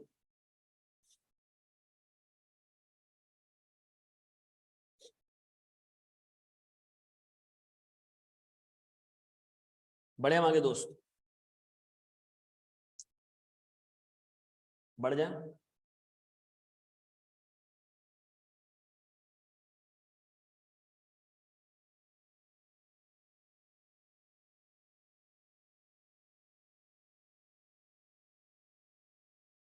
जनाब सही, आगे बढ़े हम। अच्छा जी, बोर्ड पे देखना दोस्त, प्यारे बच्चों बोर्ड पे देखो।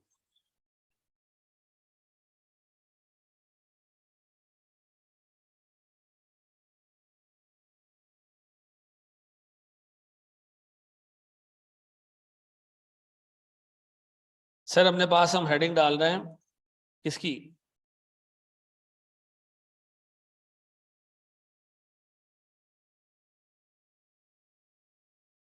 शॉर्ट टर्म लीज की। गौर से सुनो दोस्त, हेडिंग डालने किसकी, शॉर्ट टर्म लीज। मेरे बच्चों वो तमाम लीजेस जो कमेंसमेंट डेट के ऊपर, कमेंसमेंट डेट पे खड़े होके आपको नजर आ रहा हो कि 12 महीने या इससे कम में खत्म हो जाएंगी। किस डेट पे, कमेंसमेंट डेट के ऊपर। गौर से सुनना, कमेंसमेंट डेट पे अगर हम खड़े हो जाए ना और हम देखेंगे जी अगले 12 महीनों में एक लीज खत्म होते हुए नजर आ रही है, ठीक है जी, लीज की कमेंसमेंट डेट के ऊपर, तो ये लीज कौन सी लीज होगी, शॉर्ट टर्म। ठीक है जी, अब गौर सुनते रहना, कुछ एक्सेप्शन। शॉर्ट टर्म लीज में लेसी की अकाउंटिंग क्या होगी, वो चाहे तो IFRS 16 अप्लाई करे, ROU लीज लायबिलिटी बुक कर ले, कोई टेंशन नहीं, और चाहे तो ना करे, ना करे तो सर्विस एग्रीमेंट रीड करेंगे। दोनों की अकाउंटिंग हमने देखनी है। स्टैंडर्ड कहता है जनाब ऐसी लीज जिसमें परचेज ऑप्शन मौजूद हो। क्या हो, बार्गेन परचेज नहीं, कौन सा ऑप्शन मौजूद हो, परचेज ऑप्शन। यानी लेसी के पास एक चॉइस हो कि वो चाहे तो लीज टर्म के एंड पे एसेट को परचेज कर ले। ऐसा गौर से सुनना, परचेज ऑप्शन सर 2 तरह के होते हैं। या तो परचेज ऑप्शन लेसी के लिए बेनिफिशियल होगा,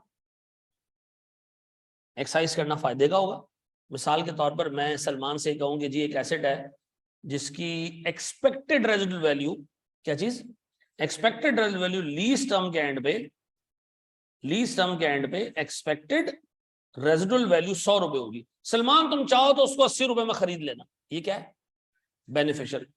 सर ऐसा भी हो सकता है कि नॉट बेनिफिशियल हो, सलमान 100 रुपए की चीज है लेकिन बाबू तुम चाहो तो 110 में खरीद लेना, ऐसा हो सकता है ना, मे बी एसेट इतना जरूरी हो कि उसको खरीदना पड़ जाए। ठीक है जी, तो सर जो परचेज ऑप्शन है बेनिफिशियल भी हो सकता है, नॉट बेनिफिशियल भी होता है। आमतौर पे नॉट बेनिफिशियल वाले को लेसी एक्साइज नहीं करता। ठीक है जी, बेनिफिशियल में क्या हो सकता है सर, एक्सपेक्टेड टू बी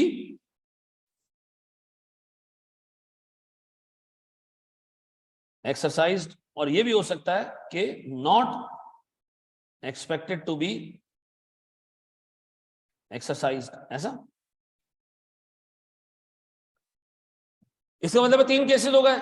किसी भी लीज में एंड पे लेसी के पास ये ऑप्शन है कि वो चाहे तो एसेट को खरीद ले, लगता है कि सर एसेट को खरीदना उसके लिए नुकसानदेह होगा, तो सर स्टैंडर्ड कहता है फिर क्या करना है आपने, सर फायदेमंद होगा, वो लगता है कि एक्साइज कर लेगा, फायदेमंद है लेकिन लगता है कि एक्साइज नहीं करेगा, सर स्टैंडर्ड कहता है किसी भी केस में ये लीज शॉर्ट टर्म नहीं होगी। परचेज ऑप्शन की प्रेजेंस ही शॉर्ट टर्म के क्राइटेरिया को तबाह कर देती है।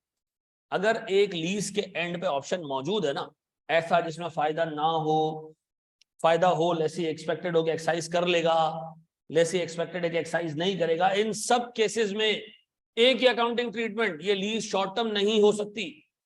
ठीक है जी, महज परचेज ऑप्शन की प्रेजेंस ही शॉर्ट टर्म की एक्सेप्शन को वॉश आउट कर देगी, खत्म।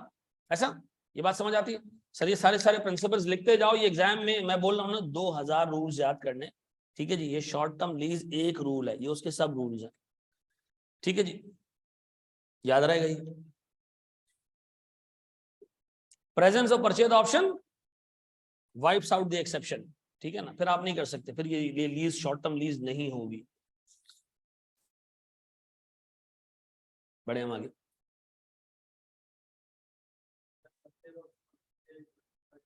देखो, बार्गेन परचेज ऑप्शन वर्ड है पुराने स्टैंडर्ड का, IAS 17 का वर्ड है ये। बार्गेन परचेज ऑप्शन IFRS 16 में कहीं पे भी यूज नहीं हुआ है। ठीक है जी, स्टैंडर्ड कहता है जनाब वो परचेज ऑप्शन जो लेसी है एक्सपेक्टेड है कि यूटिलाइज कर लेगा, उस ऑप्शन को हम क्या कहते हैं? Option expected to be exercised. ठीक है, वो किसी भी रीजन से हो सकता है, मे बी एसेट लेसी के लिए इतना इंपॉर्टेंट हो गया वो एक्साइज करना ही करना उसको, मे बी उसको किसी दूसरे लेसर के पास स्विच करने पे ठीक ठाक कॉस्ट लगती हो। ठीक है जी, मे बी एसेट ऐसा है कि वो इस हद तक यूज हो चुका है कि लेसी के पास जाएगा तो वो लीगल क्लेम्स में जा सकता है। ठीक है जी, और लेसी के लेसर के पास जाएगा तो वो लीगल उस पर बाउंड्रीज पर उसको चैलेंज करेगा। लेसी ये सोचता है कि मैं नहीं दूंगा एसेट, इसको रख लूंगा अपने पास। तो सर स्टैंडर्ड कहता है जनाब ऐसे सारे ऑप्शंस को हम कहते हैं options where an economic incentive is present with the lessee, वो एक्साइज करेगा ही करेगा। पुराने स्टैंडर्ड क्या कहता था कि अगर उसको फायदा हो रहा है तो बार्गेन परचेज है, नया स्टैंडर्ड कहता है फायदा और नुकसान हो। ठीक है जी, अगर उसको लगता है कि वो एक्साइज करेगा तो ये कौन सा ऑप्शन है? Exercisable purchase option. ठीक है जी, ये बार्गेन वर्गेन अब खत्म, पुराना था ये। ठीक है जी, अच्छा जी, याद रहेगा जी। अच्छा भाई, ओपन बुक स्टैंडर्ड लोग लेके जाते हैं, लेकिन आज तक किसी ने स्टैंडर्ड सिवाय इस चीज के कि कोई फॉर्मेट वॉर्मेट उसमें देख ले, कोई डिस्क्लोजर आ गया ऐसा जिसका उसको फॉर्मेट चाहिए, ठीक है जी, तो वो देख लेता है। आज तक किसी बंदे ने किताब खोलने की कोशिश नहीं की है। ठीक है जी, लेकिन किताब इसलिए नहीं लेनी कि साथ लेके जाना, किताब इसलिए लेनी कि पढ़नी है। ठीक है जी, उसको अंडरलाइन करना है, चीजें निकालनी है स्टैंडर्ड्स की। ठीक है, ताकि आपको अकाउंटिंग ट्रीटमेंट याद रहे। लेकिन अपार्ट फ्रॉम दैट किताब खोल के काम करने के लिए टाइम नहीं होता वहां पे, ना ऐसे सवाल पूछता हो कि आप वहां किताब खोलो। ठीक है जी, किताब के अलावा जो है ना बाकी। अच्छा जी, हम बढ़े आगे दोस्त, बड़े एक स्टेप। तो सर शॉर्ट टर्म लीज का एक्सेप्शन खत्म हो जाता है अगर क्या मौजूद हो? परचेज ऑप्शन मौजूद। ठीक है, अब सुनिएगा दोस्त, प्यारा भाई प्यारा भाई, ऐसा जी, आप सुनो जी, गौर तो सुनना मेरे बच्चों। सर सुनिए, मेरे पास एक छोटी सी हेडिंग इसी में डालेंगे और वह हमारा इलेक्शन लेवल। अच्छे तरीके से सुनना मेरे बच्चों। सर एक शॉर्ट टर्म लीज है, ठीक है, मैंने एक एसेट लीज पे लिया, गौर से सुनना। ये मेरे पास मेरी पूरी कंपनी है, मेरी कंपनी में मेरे पास सर कुछ एसेट्स हैं जिनको मैं कहता हूँ इक्विपमेंट्स, कुछ एसेट्स हैं जिनको मैं कहता हूँ बिल्डिंग्स। क्या कहता हूँ? बिल्डिंग्स। ठीक है जी, ये अलग अलग क्लास है, अलग अलग क्लास है दोनों, कुछ इक्विपमेंट्स हैं कुछ बिल्डिंग्स हैं, ऐसा दोनों अलग अलग क्लासेज हैं। इक्विपमेंट भी पीपी है, बिल्डिंग भी पीपी है, लेकिन दोनों अलग अलग क्लासेज, दोनों के लिए डेप्रिसिएशन पॉलिसी अलग अलग हो सकती है। ठीक है जी, सर मैंने ना 4 इक्विपमेंट्स लीज पे लिए हैं। कितने?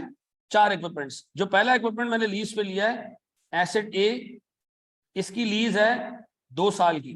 क्या ये शॉर्ट टर्म हो सकता है? नहीं, क्योंकि इसकी लीज 12 महीनों से ऊपर है। सर मैंने एसेट 2 लिया है, सर ये मैंने लिया है 8 महीनों के लिए लीज पे, क्या ये शॉर्ट टर्म हो सकता है? यस सर, ये शॉर्ट टर्म हो सकता है। शॉर्ट टर्म डिपेंड किसी चीज पे नहीं करता, ये है कि शॉर्ट टर्म है और लेसी इसकी एक्सेप्शन यूटिलाइज नहीं करना चाह रहे, अलग बात है, लेकिन है क्या ये? Short term for the time being. ठीक है, एसेट 3, मैं किसी डिटेल वाले उसमें नहीं जा रहा, 4 साल का लीज जी। रोहित क्या ये शॉर्ट टर्म है? नहीं नहीं सर। फिर एसेट 4, ये है सर 10 महीने की लीज, ये शॉर्ट टर्म है? ये शॉर्ट टर्म है 10 महीने, हाँ सर बिल्कुल शॉर्ट टर्म है सर। अब बताएं सर, मेरे पास यहाँ पर इसी तरह एक बिल्डिंग मैंने लीज पे ली है जिसको मैं नाम दे रहा हूँ एसेट 1, एसेट 2, 3, 4। सर ये जो एसेट है ये मेरे पास है सर मिसाल के तौर पर 10 साल की लीज, सर ये मेरे पास है 11 महीने की लीज, ठीक है जी। सर ये है मेरे पास 10 साल की लीज, और ये मेरे पास सर 12 महीने की लीज। मुझे बताओ ये और ये, सॉरी ये और ये दोनों शॉर्ट टर्म है, ये दोनों शॉर्ट टर्म है। सर ये और ये, सर ये दोनों भी शॉर्ट टर्म है। बोर्ड पे लिखना। सर मैं चाह रहा हूं बीइंग अ लेसी कि इस वाले एसेट को, इस वाले एसेट को, किस वाले को, इसको मैं शॉर्ट टर्म में डाल दूं, और मैं इस वाले एसेट को, दो है ये शॉर्ट टर्म, लेकिन मैं इसके ऊपर प्रॉपर लीज की अकाउंटिंग करूं, आरओयू भी बुक करूं, लीज लायबिलिटी भी बुक करूं। जो एसेट 2 है ये भी शॉर्ट टर्म है, लेकिन इसके ऊपर मैं एक्सेप्शन क्लेम कर लूं, यानी आईएफआरएस 16 की अकाउंटिंग ना करूं। एसेट 4 भी मेरे पास शॉर्ट टर्म है, इस पे मैं लीज वाली अकाउंटिंग कर लूं, आईएफआरएस 16 वाली अकाउंटिंग कर लूं। ये अलाउड है? ये अलाउड है? स्टैंडर्ड कहता है नहीं सर, एक पर्टिकुलर क्लास ऑफ एसेट के अंदर जितनी भी शॉर्ट टर्म लीजेज हैं, एक पर्टिकुलर क्लास के अंदर जितनी भी शॉर्ट टर्म लीजेज हैं, सबका अकाउंटिंग ट्रीटमेंट सेम होना चाहिए। अब बताओ सर, क्लास के अंदर अपने पास एसेट 2 और 4 दोनों मौजूद हैं, दोनों शॉर्ट टर्म है, ये नहीं हो सकता कि एक के ऊपर मैं आईएफआरएस 16 अप्लाई करूं, एक के ऊपर ना करूं। जबकि स्टैंडर्ड क्या कहता है, एलएससी तुम्हारी मर्जी, तुमने आईएफआरएस 16 अप्लाई करना है करो, नहीं करना नहीं करो, ठीक है जी, इन केसेस के अंदर। लेकिन स्टैंडर्ड कहता है नहीं, ये जो तुम्हारे पास इलेक्शन लेवल है, किसका किसका, शॉर्ट टर्म लीज का, ये क्लास वाइज है। क्या ये क्लास वाइज? अच्छा अब मुझे एक बात बताओ, फिर मैंने ईमानदारी से सोच लिया मैं दोनों पे आईएफआरएस 15 अप्लाई नहीं कर रहा, सॉरी आईएफआरएस 16 अप्लाई नहीं कर रहा, दोनों को मैं क्या कर रहा हूं, शॉर्ट टर्म लीज को आरओयू लीज लायबिलिटी बुक नहीं कर रहा, सही कर रहा हूं मैं। अब मैंने ये दो उठाए, मैंने कहा इन दो पे मैं आईएफआरएस 16 अप्लाई करूंगा, दोनों पे मिला के, लेकिन इन दो पे नहीं कर रहा मैं। अब ये अलाउड है? हाँ सर ये अलाउड है। स्टैंडर्ड ने ये थोड़ी कहा कि सारी कंपनी में जो है ना वो आप ये काम करो, नहीं। स्टैंडर्ड कहता है हर क्लास ऑफ एसेट्स के जितने शॉर्ट टर्म लीज हैं सबकी अकाउंटिंग ट्रीटमेंट एक, लेकिन दूसरी क्लास में आप अकाउंटिंग ट्रीटमेंट चेंज कर सकते हो, डजंट मैटर। ऐसा तो इसका मतलब ये इस पे सवाल आया हुआ है, देख के जरा सा, ठीक है जी, ठीक है जी, दिमाग में रखना है, एक्सेप्शन के ऊपर सवाल आया हुआ है। अब बताएं सर मेरे पास, अच्छा क्या ये जरूरी है कि ये जो 2 साल वाला एसेट है, ये वाला, इसके ऊपर भी चॉइस है? नहीं सर, 12 महीने से ऊपर की लीज को तो आपने लाजमी क्या करना है, आरओयू लीज लायबिलिटी बुक करनी है। ऐसा छोटी लीज के ऊपर मसला है। अब बताएं सर, मैंने आपको शॉर्ट टर्म के लिए दो चीजें बताई।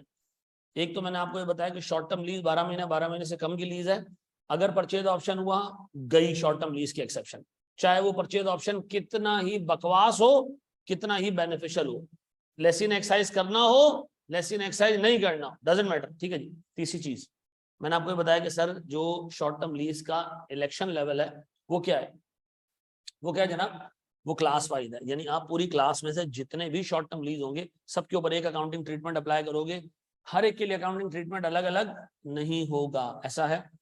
अच्छा जी मेरे बच्चों,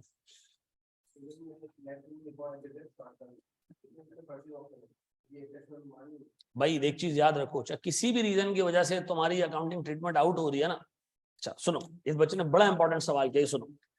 एक एसेट ऐसा है जिसमें इस पूरी क्लास के लिए ना हमने सोचा कि आईएफआरएस 16 अप्लाई नहीं करेंगे, इसके लिए भी नहीं, इसके लिए भी नहीं। एक एसेट 5 भी है, उसमें परचेज ऑप्शन मौजूद है, अब उसका क्या करें सर, वो शॉर्ट टर्म लीज की एक्सेप्शन से ही बाहर चला गया ना, उसके ऊपर तो शॉर्ट टर्म लीज की एक्सेप्शन है ही नहीं। मैं कह रहा हूं जिसके लिए एक्सेप्शन अवेलेबल है उसमें पूरी क्लास में एक ही अकाउंटिंग करनी है, डन। अच्छा जी मेरे बच्चों, आवाज आ रही है मेरी? अच्छा जी अब सुनिए गौर से, सुनो जरा गौर से मेरे बच्चों। एक मेरे पास सर शॉर्ट टर्म लीज है, गौर से सुनो, ये हमारी कंपनी है, कंपनी की टोटल बैलेंस शीट की फुटिंग, कंपनी की टोटल नेट वर्थ $100 मिलियन है। कितने? $100 मिलियन है टोटल नेट वर्थ। हम एक एसेट लीज पे लेकर आए 8 महीने के लिए $70 मिलियन का, और एक चीज हम लेकर आए जनाब 0.007 मिलियन की, ठीक है जी। से हम लेकर आए $200 की, 2 लीजेज हैं सर, 2 लीजेज हैं। एक लीज दोनों शॉर्ट टर्म है, दोनों 12 महीनों से कम की है, लेकिन एक मैसिवली बड़ी अमाउंट की है, यानी almost 70% of our balance sheet footing और दूसरी सिर्फ क्या है, $200 की। अब बताओ इस पे कौन से पे शॉर्ट टर्म लीज की एक्सेप्शन अप्लाई होनी और कौन सी पे नहीं होनी?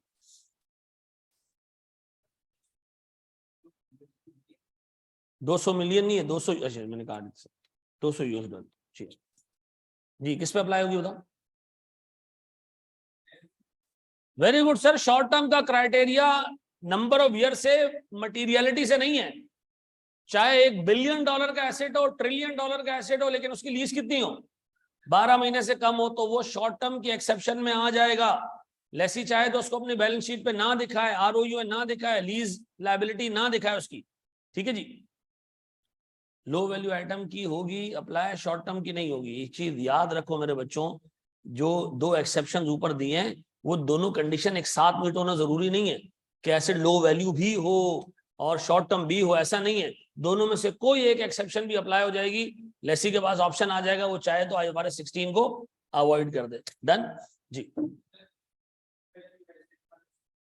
लो वैल्यू वाला तो आगे आ रहा है ना, मैं ये कह रहा हूं कि इन दोनों को आप क्या कर सकते हो, एक्सेप्शन में काउंट कर सकते हो। क्यों, दोनों क्या है, शॉर्ट टर्म है।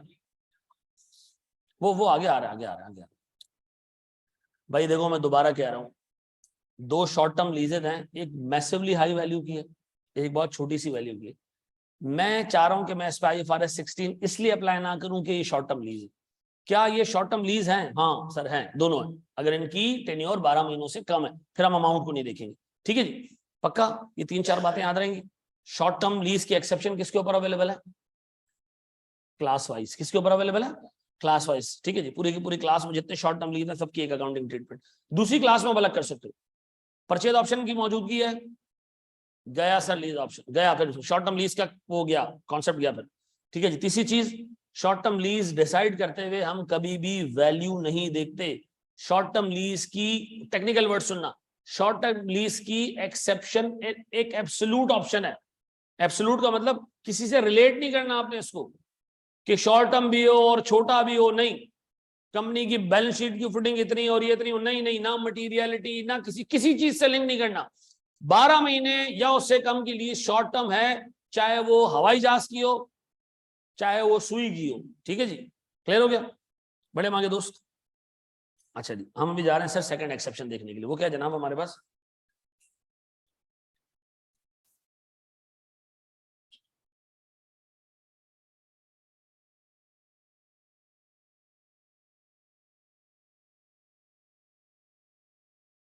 सुनिएगा दोस्त, sir low value lease, low value asset की लीज। लो वैल्यू क्या है जी? लो वैल्यू क्या है जी?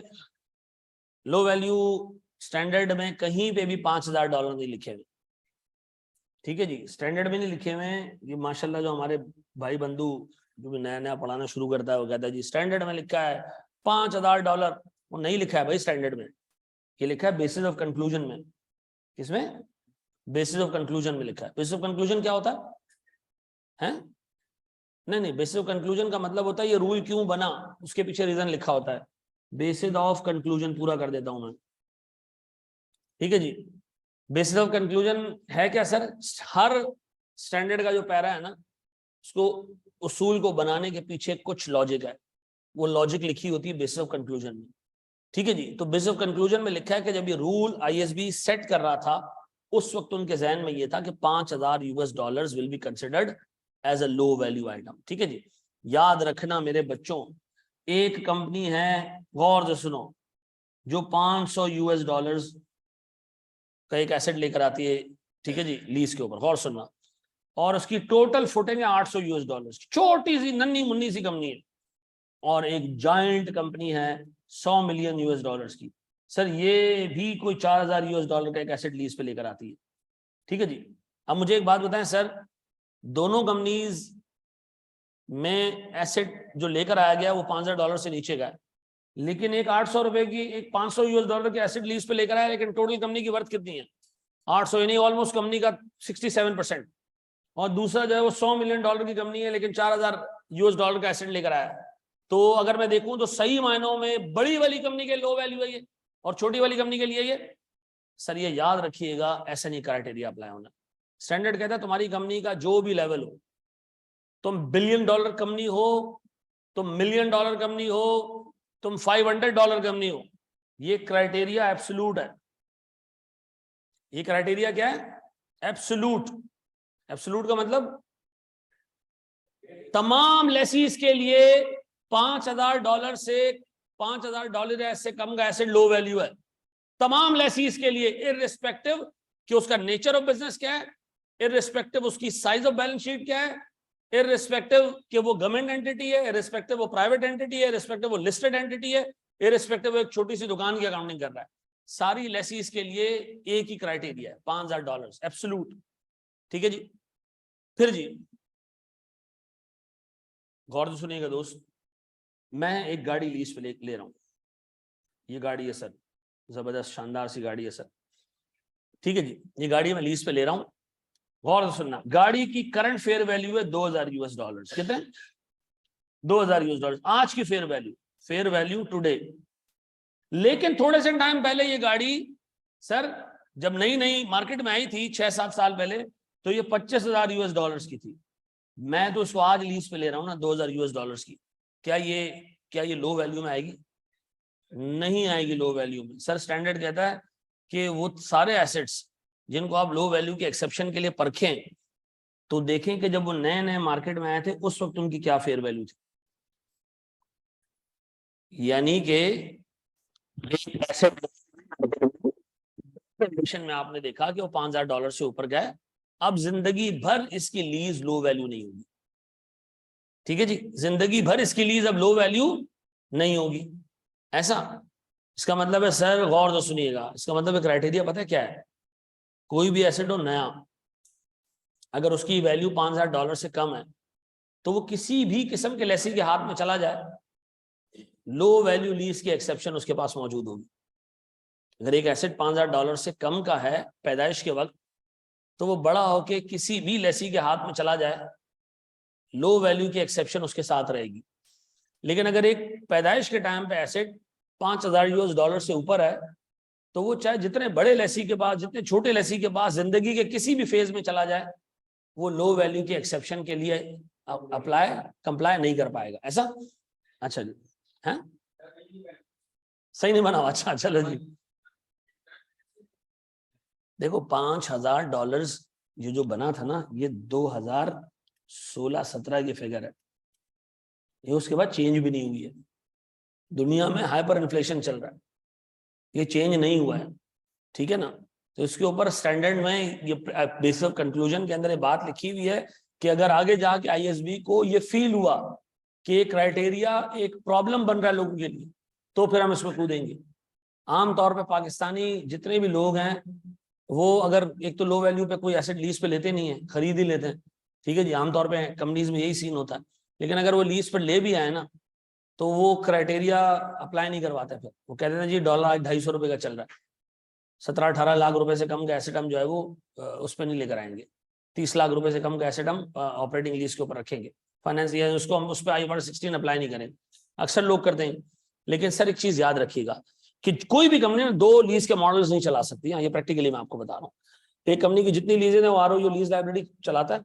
एक आगे छोटी लीज, उसके लिए वो अलग से अकाउंट हेड्स नहीं खोलेगा, अलग से खच्चर ख्वारी नहीं पालेगा। वो उसको भी क्या करेगा? रगड़ो इसी में। ऐसा ना?